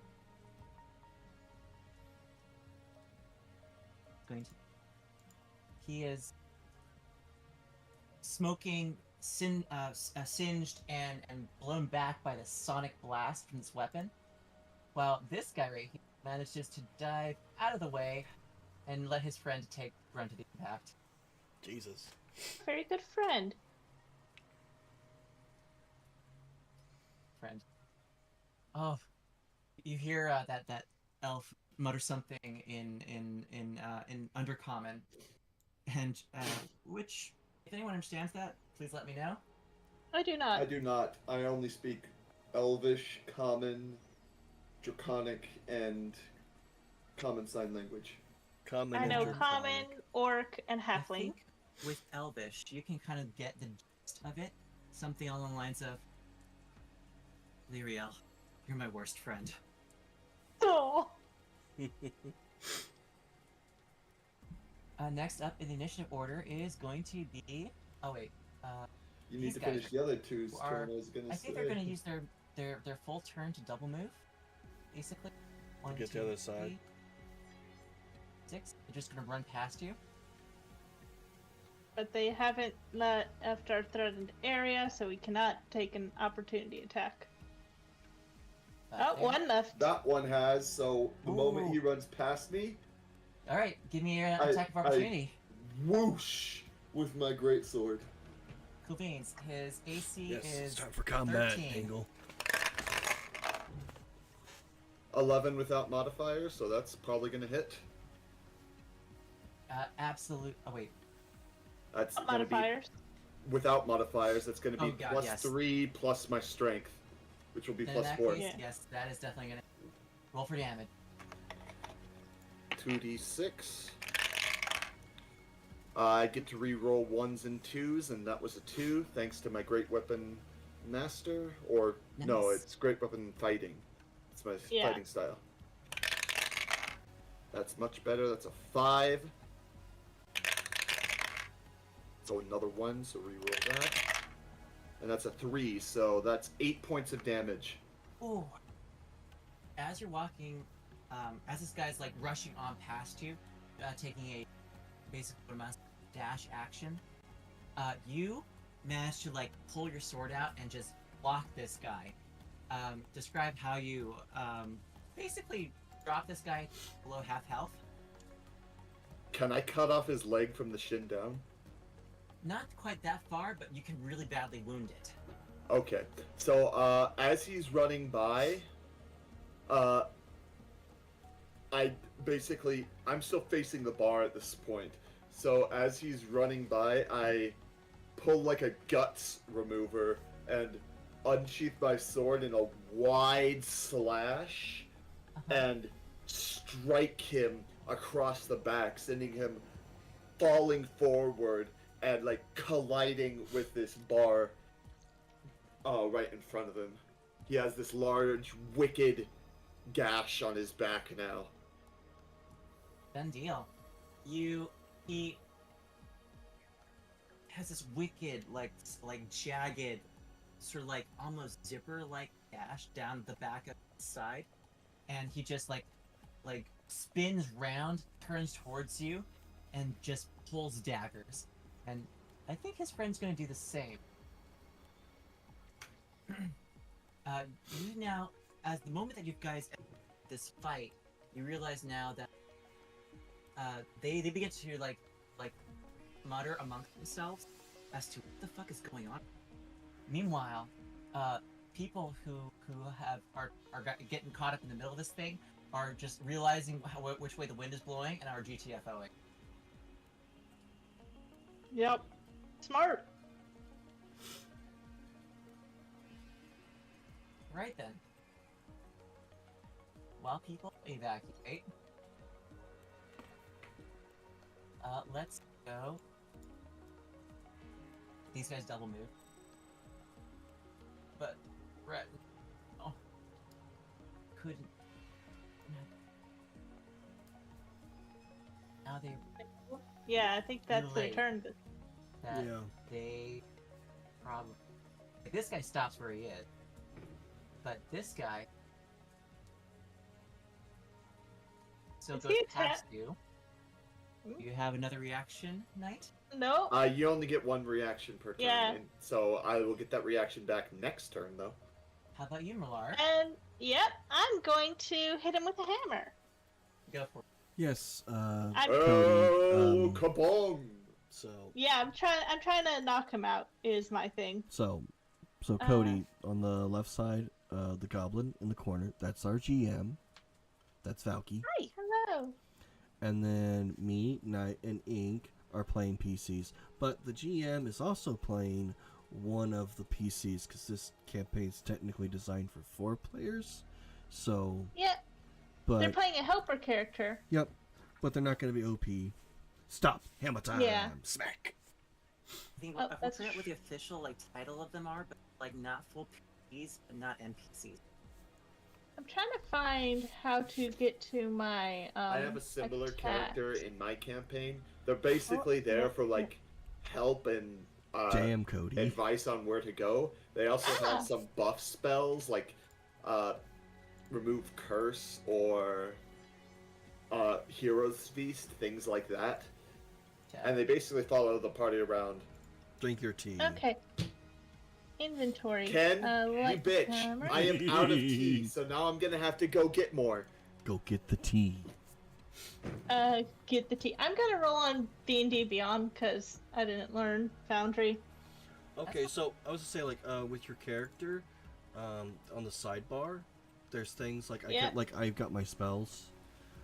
It should be Yeah, I'm trying to your find inventory. my inventory. It shows my hammer, but it won't let me attack with it.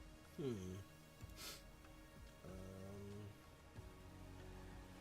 Let's Oh, shoot weapon. no. Do you have your weapons? Yes, my weapon is my hammer, and it will not let me. Activate Like, I it. can click it. It's equipped. Use view item, display in chat, view item. Okay, I'm just gonna roll on. You click The the weapon in your inventory, it'll pop up in chat, and you hit the attack button. Oh, did it pop up in chat? Yeah, it Mhm. says light hammer. Oh, Jesus Christ, a lot. Okay. Yeah, it says light hammer, and then you do your action. Select hit target. Oh, action. Thank you for the alert, Cody. Yeah, It's taking too much time. I'm clicking hit on the thing. That is a 14 to hit, that hits. and he takes 5 bludgeoning damage as I bonk him on the head. Again, you grab hammer, stand up on your bar stool, and just as he walks on by, wham! Just go cock him Oh, there it is. Right to the back of the skull. Now I see where all this stuff is. Okay. Well, Bleeding next from time, his get hand, it. spins round and sees you holding the hammer. Again, not a weapon hammer. Just a hammer. Everyday dad hammer. Just a hammer. It's every dad's with his toolkit. Hammer. Yeah. It's a hammer. Yeah, it's a hammer. Polyhammerous. Hey, yo. Ha. Huh. Higgs. Rolled initiative. Yay. Sorry, I forgot about your son. Don't forget my son. Who's your son? the orc. Who? Aw. This guy. They're making a joke. Oh my. All right then. You They said, clock him "Don't on forget the my head son," and I was like, "Who's Yes. that? What? Yeah. There's an orc here? Huh?"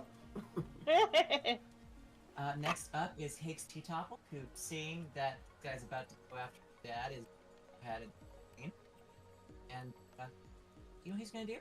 He's gonna move A forward such that Bunkinator. Dragon in the party can go ahead and get advantage on the attack, and is going to go ahead and make an attack roll with his dagger. Stab, stab, stab, stab, stab. Plus, Ally is within 5 feet, and you have advantage, giving him sneak right. attack. sneak. Attack, run away. I can dash. Unless it's you're not okay. using flank rules. Oh, we are. Oh, we are. Okay, cool. I'll add that to the house rule section if you have Yeah. advantage, or basically If you you're flank- flanking. You have advantage, yeah. That's Yeah. how we roll it too. It's an optional rule, but some people like to rule it. If you have flanking, you only add like +2 to the roll. So Higgs pulls out 2 daggers and just goes stab, stab, slash, slash. And his first attack, this guy completely like backpedals and just kind of just dodges out of the way of each one. For his second attack, with offhand weapon, he's going to take advantage of the 2 and rolling. This one actually Hey, manages to good hit with advantage, and so he'll deal 1d4 plus 3 damage. You don't add your modifier to your offhand, Oh, Yeah. right. You don't have your modifier to your offhand attack. That's but you still get sneak attack. Yeah. Fun fact: sneak attack can proc each turn. So if he were to hit with an opportunity attack, sneak attack would still go off. Yep. I think sneak attack at this level. Should be 2d6. Yep. Yeah. At level 3, it's 2d6. And rolling it, he rolled a 3 on the d. And he rolled. You're cutting out a Two- little bit. Sorry, he rolled a 3 on the d4, and he rolled a 2 and a 2 on the 6s. So, Okay. all in all, this guy takes 7 additional points of slashing damage. Does not drop. He is looking very rough. Next up, initiative order is going to be Kane. Your turn. Kane looks at the guy he just throttled. He looks confused and angry. I look at him and I just like crack my neck with my other hand. Like put my hand on my neck and then just lean my head to one angle and crack it. Like I just did. And I step onto the table to be like towering above him. I'm He, tall like, for an looks- elf, by the way. I think I'm like 6'3" or 6'4". He looks up at you Lanky. with his like little dagger in hand and just goes, "Oh, I'm right fucked, aren't I?" Yeah, I'm 6'4", and I'm not lanky at all. I am actually buff as fuck. Beefy elf. Beefy Beef. elf. I want you to It think sounds beef. I am Halson sized from Oh, Baldur's shit. Gate. So we have the dad of the party and the daddy of the party. I refuse. I know. I had to make that joke once. And I take my greatsword with both my hands, and I just swing downwards on his head. I will go ahead and say that because you're using the table to get hide here, you can roll with advantage. Cutting it? Love, you need a Rule flame of shield cool. and like Rule a bit. of cool. Oh, sorry. Is that better? Yes. Yes. It's a 19 and an 8. So a 19 will hit. That absolutely will hit. And as it's coming down, I would like to use a bonus action to do a thunderous smite. Oh God. Tell me how much damage you deal, and then tell me how you want to do this. How cute. So weapon damage is a 6 and a 4. So Mhm. that's 10 damage. And thunderous smite is another 2d6. Okay. So, 6 and 4. So, a grand total of 20 damage. you can And, bifurcate this guy if you want. No, better yet, the moment my sword touches him, there's a massive explosion, and his upper body just explodes into pulp. So, Oh. you touch this guy, and kind of like you know that one scene from the Avengers where Loki just sort of like goes tink against like Iron Man's chest piece. Mm-hmm. Uh-huh. Yes. That happens, and then suddenly there is a massive explosion where there is just like everything below the ribs is still intact, but everything else above it is gone. Notably, he should have been pushed back 10 feet, but because he's dead, I'm gonna say the viscera is pushed everywhere within 10 feet. So it's a blood Everywhere shower. This way. This poor bar patron right here Just got gets fucking covered with drenched what in was blood. once a Venthian mercenary, Vendrian. and I think they need to make a wisdom saving throw. Okay, Well, so do you want me to roll Benjian. a intimidation to... Sorry, against Vendian, thank you. do you want You're me to roll an welcome. intimidation for that DC? Take advantage. Here we go again. 10 and 5, so that'll be a 16 for the DC. This poor, unfortunate, from what you can understand to be, is a rather haggard-looking drow. Maybe about, in their early 50s at the very least. Just gets covered in blood and viscera, and just goes, haha, great. And just proceeds to walk out of the bar. It's like they've had this happen before at some point, and they're just... Not They rolled a again. 17 on the die. Oh, by 1. I don't even look at them. And I just raise my hair is like dangling in front of my face, and then my face is just covered in blood. I pick up my greatsword, put it on my shoulder, and I do the Virgil from Devil May Cry 3 and just like comb my hair back with the blood. Nice. Very nice. And then I I'm look just over gonna- to his friend, the one who threw the grenade. Uh-huh. And he just goes, starts pulling another one out of his pocket. I get down from the table, and I get up on this table, so that was Uh-huh. 5, 10, 15, 20, and I just walk up to him with this, like, scowl on my face, ready to attack him next turn, and that's all I got. That's my movement, action, bonus action. Got it. Cool. But I have my reaction if he decides to puss out. Like, bitch. No offense to the cats. Next up is Mhm. a Noobsterket. Okay, so Your name sounds Egyptian, and I'm here for it. I mean that's basically what my name is based off of, is Egyptian. Let's So- go. So, I'm going to cast Dissonant Whispers on the elf with that has their back, or the human that has their back turned to me, because they just got stabbed by the half-orc. I'm going to whisper in their ears just like, you have no idea what's coming for your ass. It's a... He kind of just like looks at you like incredulously and just goes, "What?" it's a, He's not even it's a scared of wisdom his friend who just 13 fucking save. exploded. But I'm going to use one of my luck points to put them at disadvantage. Oh God. Yeah. He's at disadvantage. What's he got to roll?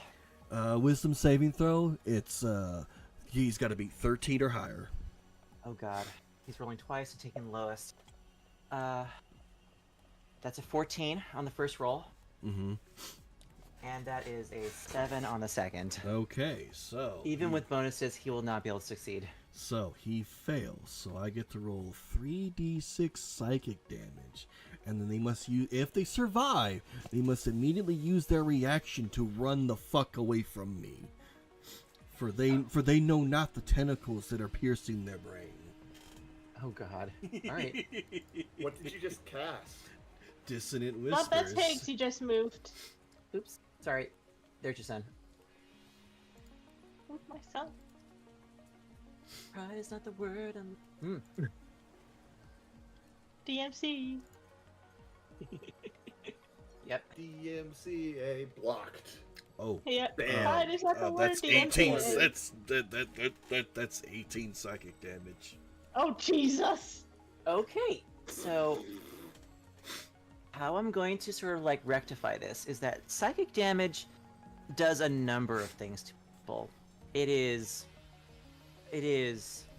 like your mental state. It's also like how, like, cognitively speaking, you are put together. It is like your mental fortitude, like from Dungeon Meshi. Do you remember Marcel and when she got hit by the big bat? Oh god, that was Nope, terrifying. I've never watched Dungeon Meshi. Dungeon Okay, Mesh we is need so to show it to fucking you. good. It's so It's good. so amazing. And so when she took psychic damage, it literally damaged her brain.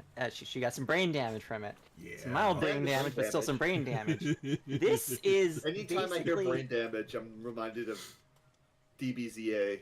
Oh god. Yeah, pretty DBZ. much. She got brain damaged.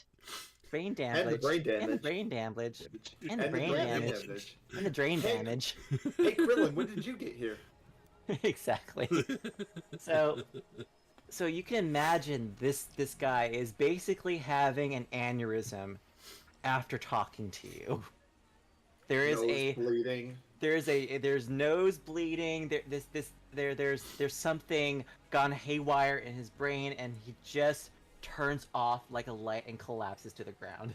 I love this dynamic that there are two of us who are just absolutely fucking terrifying, and then we have this cute sparkle dude in the middle that's just like hi, as contrast to everything. As the lights go out in their head, it's just like, enjoy the word of my god.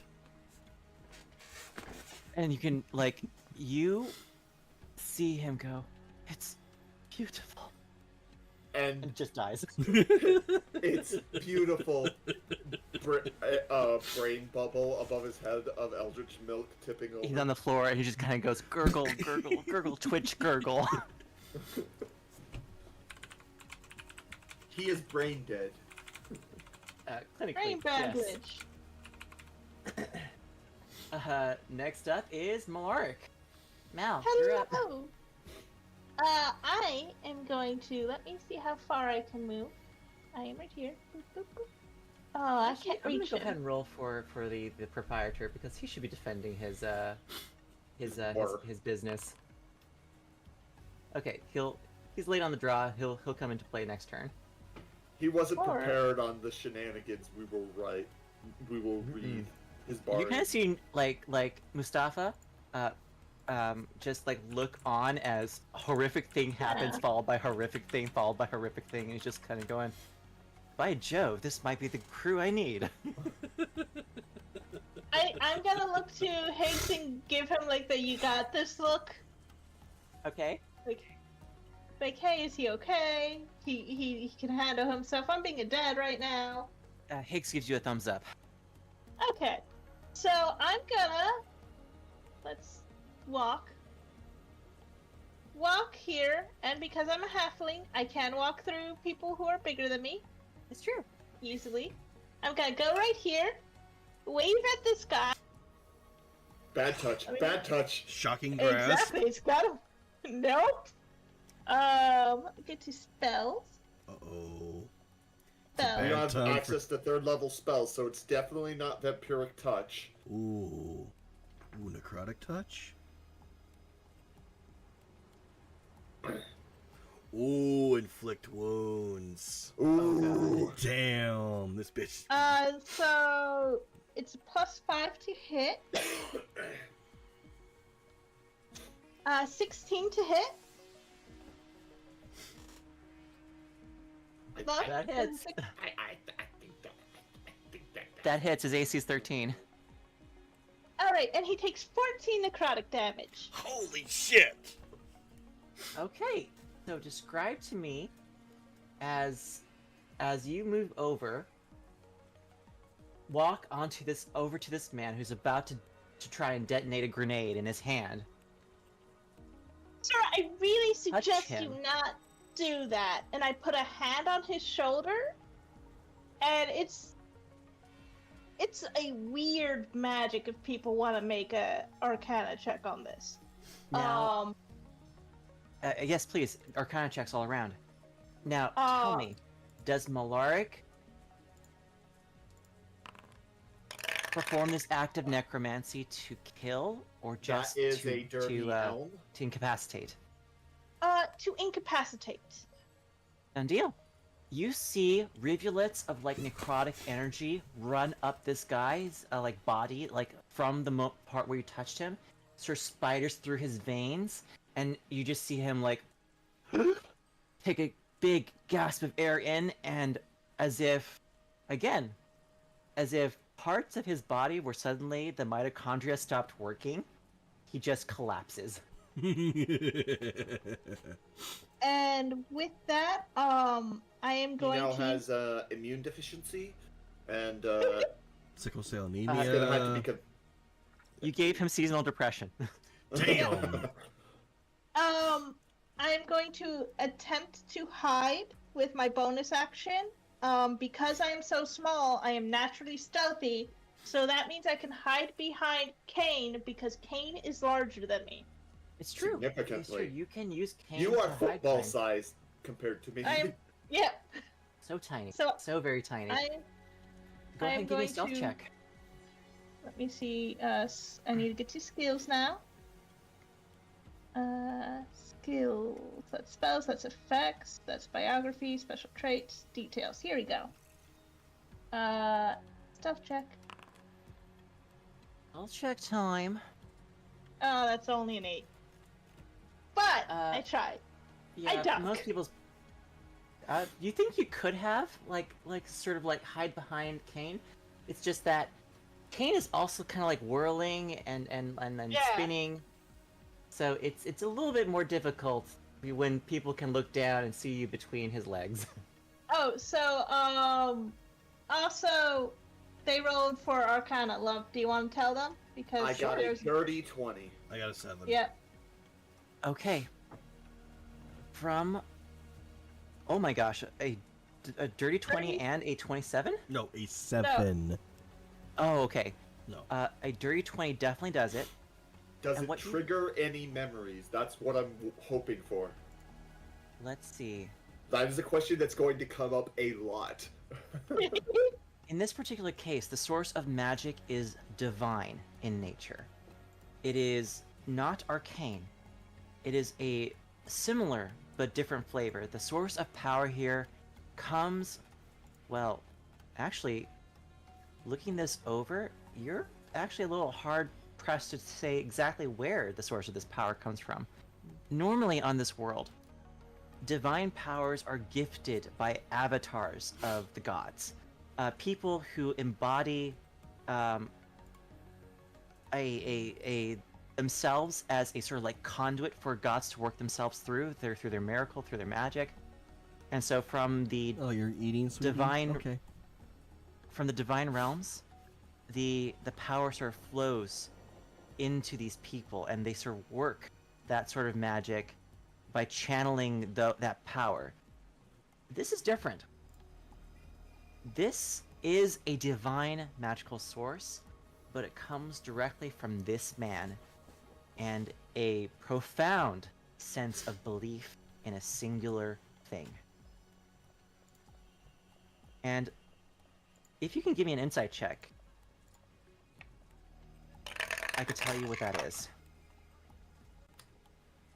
That will be... Insight is +0. Okay, so that's just a 13. Roughly speaking, this magic, even this necromancy, comes from a place of compassion. From a place of building people up, rather than anything sort of like what had forged you in the past. This is- Jenkins. This is from what I can tell, from what you can tell, you've had concepts of inklings of sort of like faint memories of what you used to be before you became this. Does family bring any sort of like thoughts to mind for Kane? I would say yes, but no deep emotional connection to family. It is. As all of my circle considered each other family. It is. There is a connection, a memory of something that's missing. The circle you speak of, it was something similar, but not quite. Not exactly what this is. From what you can tell, his power comes from the unbridled determination to be responsible for a single person in his life. This is the power of attempting to be a good dad.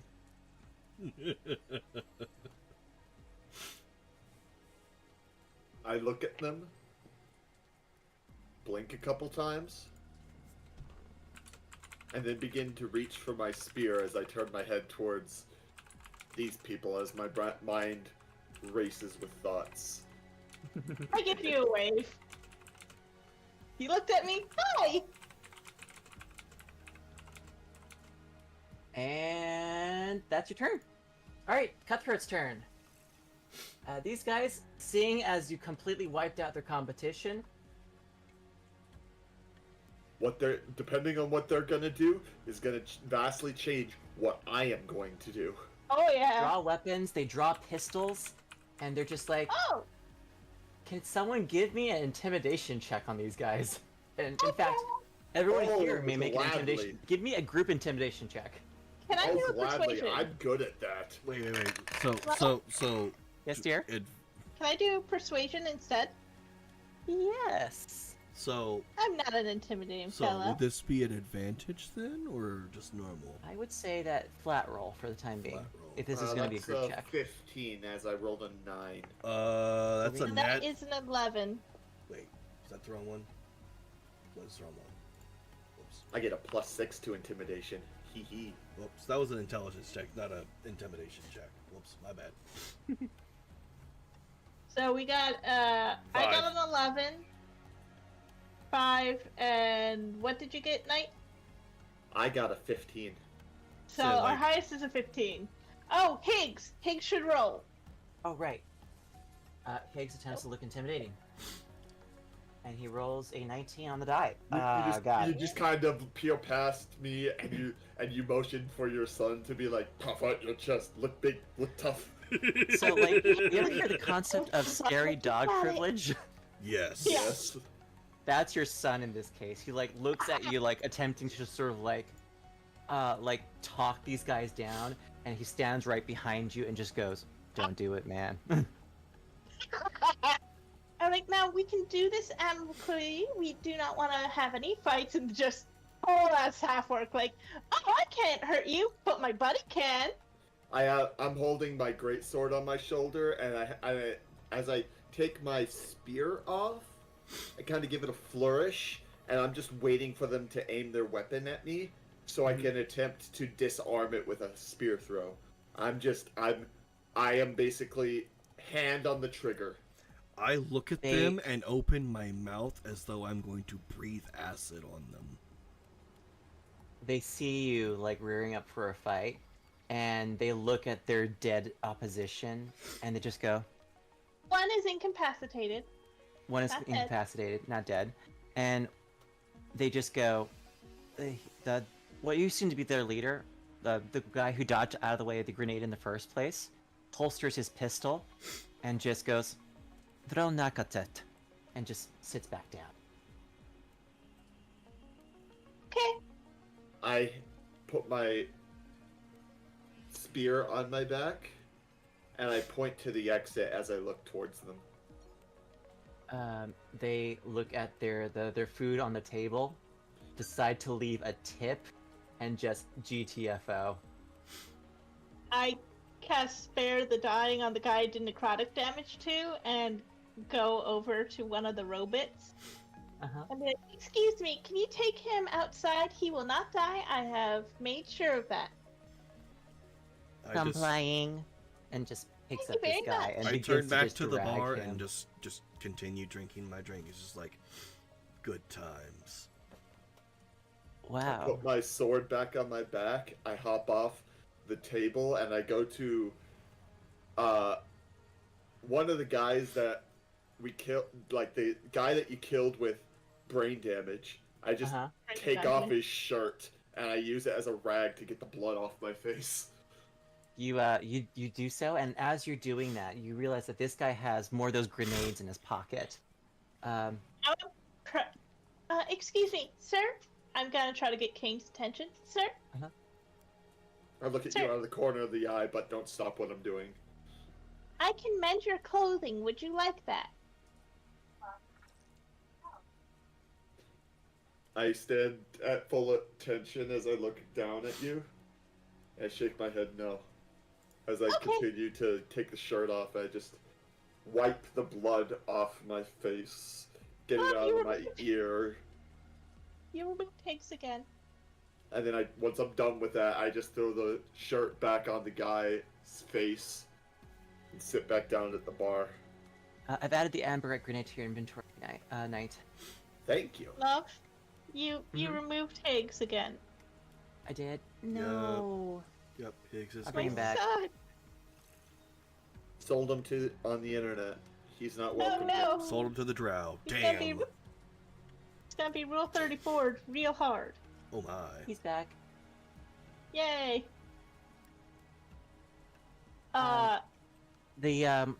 You walk all back to the bar and see that Mustafa has pulled a shotgun out from under the bar, a little too late to do anything with it, and he just kind of goes, "Wow, that was incredibly fast," and just puts the shotgun back down.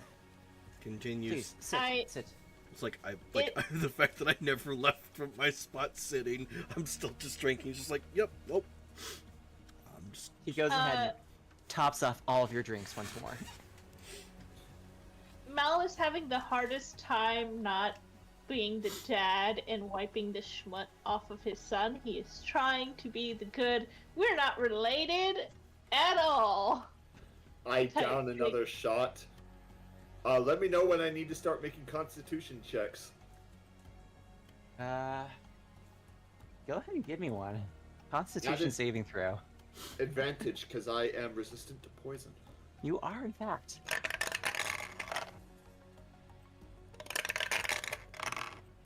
So did we That's pass? a 19 without modifiers. No Yeah, that- effect. You can down these, like, another 4 of these and probably won't feel anything. I finished my I look- drink. So, did we pass? Mustafa turns to you all and just goes, "Yes, with flying colors. I've never seen a bar brawl brought to an end that quickly." Another one. I'm good sorry sir. for the mess. It's fine. I'll have the autonomes take care of it. Please sit. Let's talk. Thank you. Let's discuss what the job entails, compensation, and what information I know. I'm And I think- backwards I'll say, sitting. like- I have like the chair turned around, and my back's against the bar, and my elbows are resting in on the bar as I'm listening to this conversation. Mal has once again done the uppies of trying to climb things that are too made for taller people. Speaking of things, I lower I realize my head. that with I lower my head and I just walk over. I pick you up by your scruff and I put you on the chair. Thank you very much. I was What like, was that, Ken? so like noticing the dead body basically next to me. It's just like I'm like, I wonder what's in their pockets. And I just put the drink down, turn around, and shuffle through the dead guy's pockets. You find about 12 gold pieces. But I Nice. think Kane has already like pulled the jacket off to contain the grenades inside of it. That's fine. He's also got a dagger, I'll take the dagger. very ornate one. It's always nice to have stuff for selling to other merchants. Yes. And deal. The 12 gold, I divide it between the four of us, 4 apiece. Hey, Nice. I actually have money because I was flat broke. I wasn't gonna pay for any of these drinks. You know what? It's just like, you know what? We all did a good job. Everything died. No one of us got hurt. It's just like, you know what? Might as well just share the wealth. There's still there's still another body that can be checked, but Oh, what's left of it? I mean, the pants are still there. The last time I reached into a pair of pants that were attached to a torso, I got halfway pulled into a dimension and came out with a luck blade. Nice. I also lost about 30 years of my life as long as but I have my 30 years back as long as I'm holding the blade. Imagine having to worry about your lifespan. Couldn't be me. Mustafa extends a hand to all of you, like one by one. Pleasure to meet you. I'm Kayadin El Mustafa. Anoop. Pleasure. Anoop I'm, Serkat. I sign Kane. I let Higgs introduce himself first. I am Higgs. I'm a rogue, and this is my partner Mal. We work together. Hey. And we goes, pleasure to meet you. Pleasure to meet you both. Now then, to business. The contraption behind him begins to sputter and spit as some sort of elemental creature bound to it, an air elemental, sparking lightning and fire, and gusts of wind, begins to behave badly. And as it does, you feel a lightness to the room, as if gravity isn't quite stable here. And what that elemental creature is doing is essentially running this arcane machine in this room to stabilize gravity, so to speak. Gravity generators on the fritz again. My apologies. Sorry if you feel upset stomachs over this. Do you want me to take a look at that? I know the mending cantrip. Perhaps later, but yes. You're drinking a tea cookie? Cool. Nice, sweetie. Also, hi, Gunner. To business. He throws a planchette in the middle of the counter in front of you all, and an illusory sort of hologram appears before you. He begins to go over the details of a heist. This here is the aerodrome graveyard, also known as the airship graveyard. It is where old machines from the old world and the new that have been created meet their final resting place.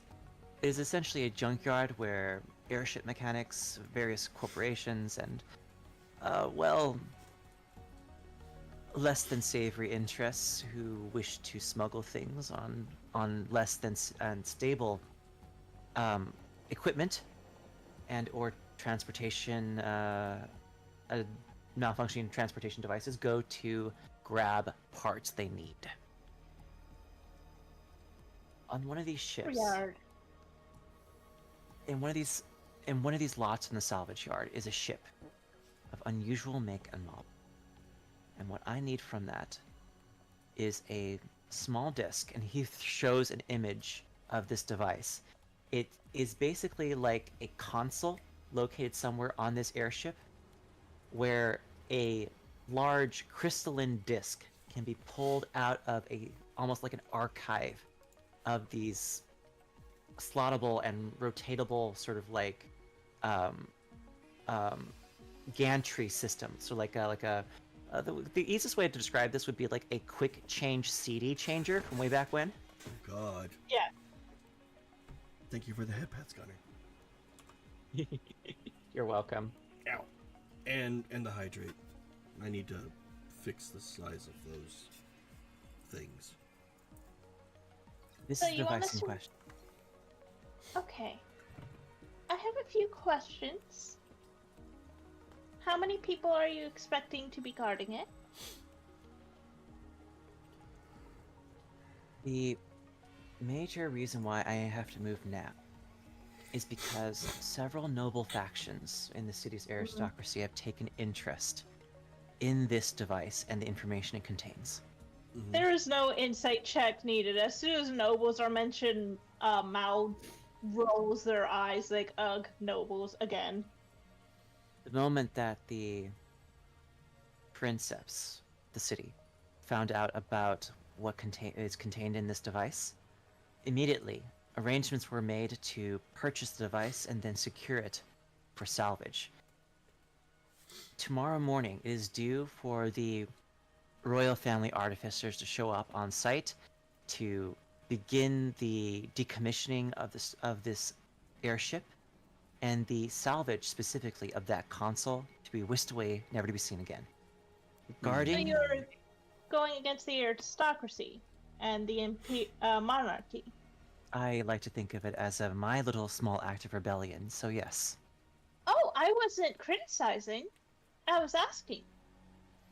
Yes. Understood. So,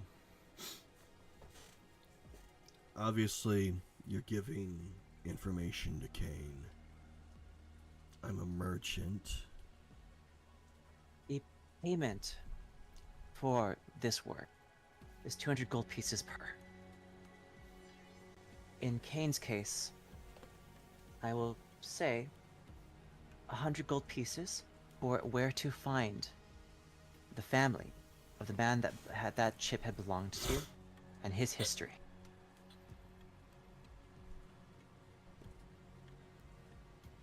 And it turns to you, Kane, and say, 100 gold pieces plus that information. Is that payment enough for you?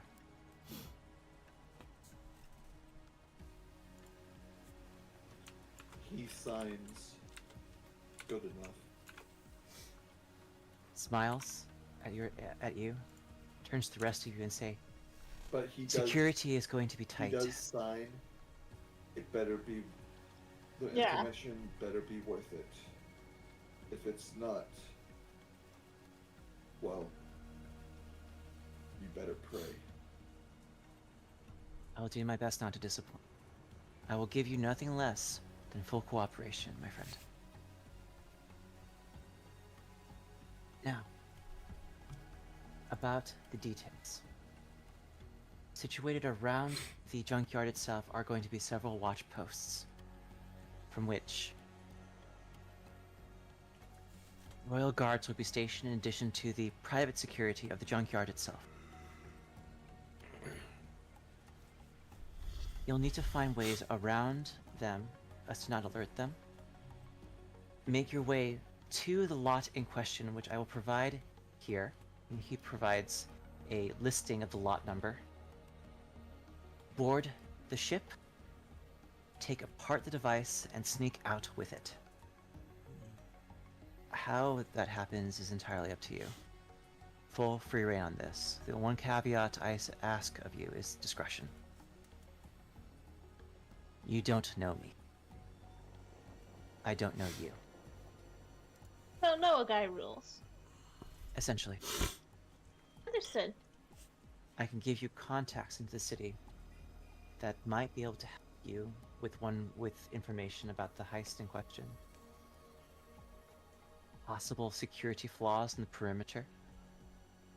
And once you get there, things you can steal yourself from the ship that would be worth lots and lots of gold in the black market. Yeah, you I have just my want attention. the device itself.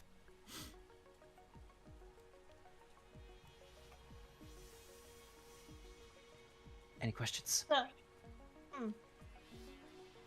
you're expecting a large security force. Is there something we should be aware of with the security force? Any weapon they have that could sneak up on us? Anything mechanical that could attack us? Security system? They'll be well armed and armored. My guess is that they'll have arcane systems akin to Magic Mouth on the premises, Ah, and those will need to be disabled. Okay.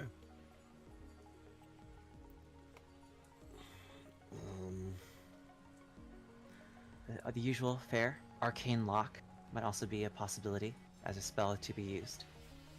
Alarm. the good thing about yes, that one is annoying. The good thing about arcane lock is they usually lock a door, not a wall. This is true.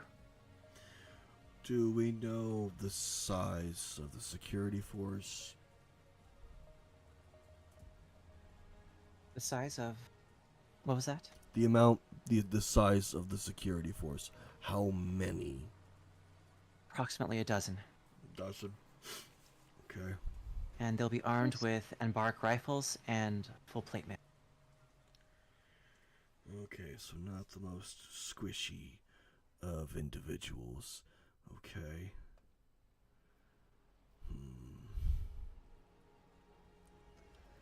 I have an idea for a distraction to get some of them away. It wouldn't be that bottle in your bag, would it? It is! Very astute. How many more bottles you got, Mustafa? Oh, I just have... Oh. Yes, how many do you have?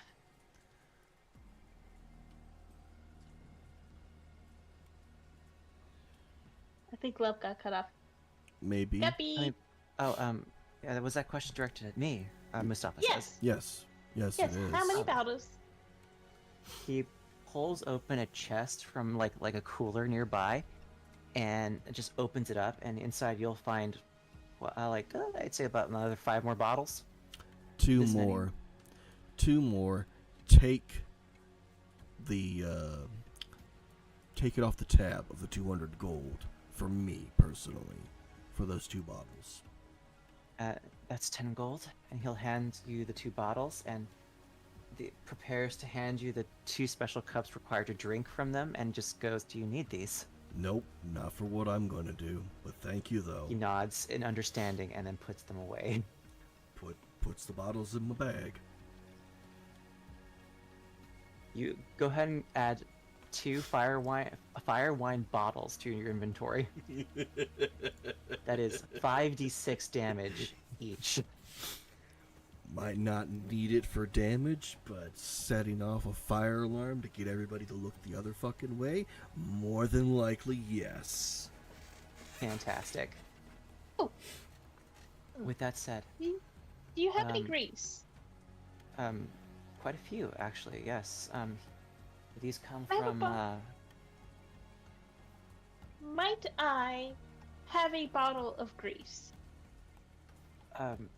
Yes. 1 second. He grabs from an under storage cabinet underneath the counter, kind of ruffles through a bunch of like tools and bar accoutrement before finally pulling up a bottle of grease, about the size of like a small water bottle. While he's doing that, I'm going to turn around. I'm going to use the ornate knife to cut off parts of the pants from the dead guy right next to us.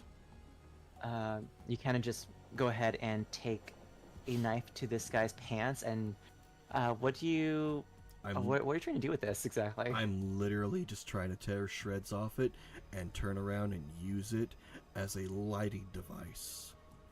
I see. You're making wicks. Yes. I You do will- so. I will take some of my yarn that I have on me, and I will make some wicks for my bottle as well, and I will tie as well to it a bottle of grease, so that Oh, God. when I throw it, it becomes a grease fire. Good luck with that. Delightful. So By the Fucking way, arson about runs in wine- this household, goddammit. the thing about fire wine is that it spontaneously combusts when exposed to air, so this will be fun. Again, 2'8" very dandy looking guy, just all smiles, freckles, and glasses, tying fire wine and grease together. very happily. As you look outside, the sun is setting. It is about 3 o'clock in the afternoon, and soon a nightfall begins to approach. The thing about nights on this side of the world is that they last a very, very long time, even in the middle of summer. It is about to get very cold very quickly and very, very dark. And as the day begins to set on your planning and your scheming, I think that's where we're going to leave this session here. And we'll pick up next time, where our group of heroes attempts to steal a tape deck from a vehicle. It's literally what it is. It's a fucking take deck. Thank you all for Alright. playing. It's been a Thank pleasure, you. guys. This has been a lot of fun. Backstories. I'm sort of compiling them together as I go along. I think I've got Mal's backstory. I think I've gotten parts of a Noob Okay. Circuit's backstory. Well, I was also waiting on my patron god as to like discernible information as to for use. Is that enough information, or do you need some more? I think I can work on that for what you've given me. Awesome. Thank you. Kane, you have a type out backstory as well? Yeah, it's on my character sheet on D&D Beyond. You can just click And it deal. and it's all there. I'll be reviewing that and placing more memories and clues to your past throughout our play sessions. I would say, Alright, sounds good. say like Dingle. So taking on 12 guards in full plate. So that's AC base 18, Mm-hmm. not including if they have shields or magical wards to increase it. So basically, it is sneaky as fuck. You don't want to fight with these bitches. Mm-hmm. Problem is, I have 23 disadvantage fire. on stealth. Of course, you can always just make them Same. take spell saves instead. Yeah, Yeah, it doesn't matter. I can just bend their minds to my god, if so be. Yeah. I will go ahead and say that between now and when the heist actually happens, you guys will get a full rest in. Yeah, I get my one Okay, luck long point rest. back. Sweet. Hell yeah, I get my one spell slot back. Cause the luck feature, I get two luck points to use every I long get my wrench. 2 spell slots back, so I will go ahead and hit the long rest button. Done deal. Alright. I will Well- talk to you all later. Yeah. This has been a Okay. lot of fun. I'm Oh, looking forward to I the was next saying session. like this is fucking amazing, Valky. You are Yay. amazing as GM. Thank you. Oh, thank you. I had a blast. Yeah. Okay, We so I'm glad, guys. the three of us that are streaming, who the hell we rating? Who the I hell know where are we I'm rating? heading. I head the same Oh, place God. every time. Artie.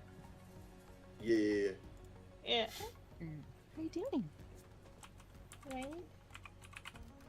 And Artemis BT. Loved one, I have a sleepy boy. Oh.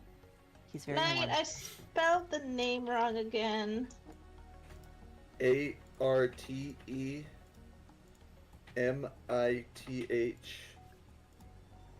And then BT. BT. There, I posted it in your chat. Alright. Thank you. You're Alright. welcome. You guys have a good time. You guys have a good evening. I will personally not be here Thursday. Next Thursday, I am taking care of a cat. I will be back next week. The following week. And we'll have game then. I'll say like Yeah. my next week I have nothing but baking bread, so Ooh, yum. so I have to be up at 5 a.m. So Oof. if we were to have session, it would have had to have ended an hour and a half ago, so I could get sleep. Yeah. Alright. See you all later. Bye. Bye bye. Have a good rest of your week. Bye. Bye. Bye. Bye. Bye.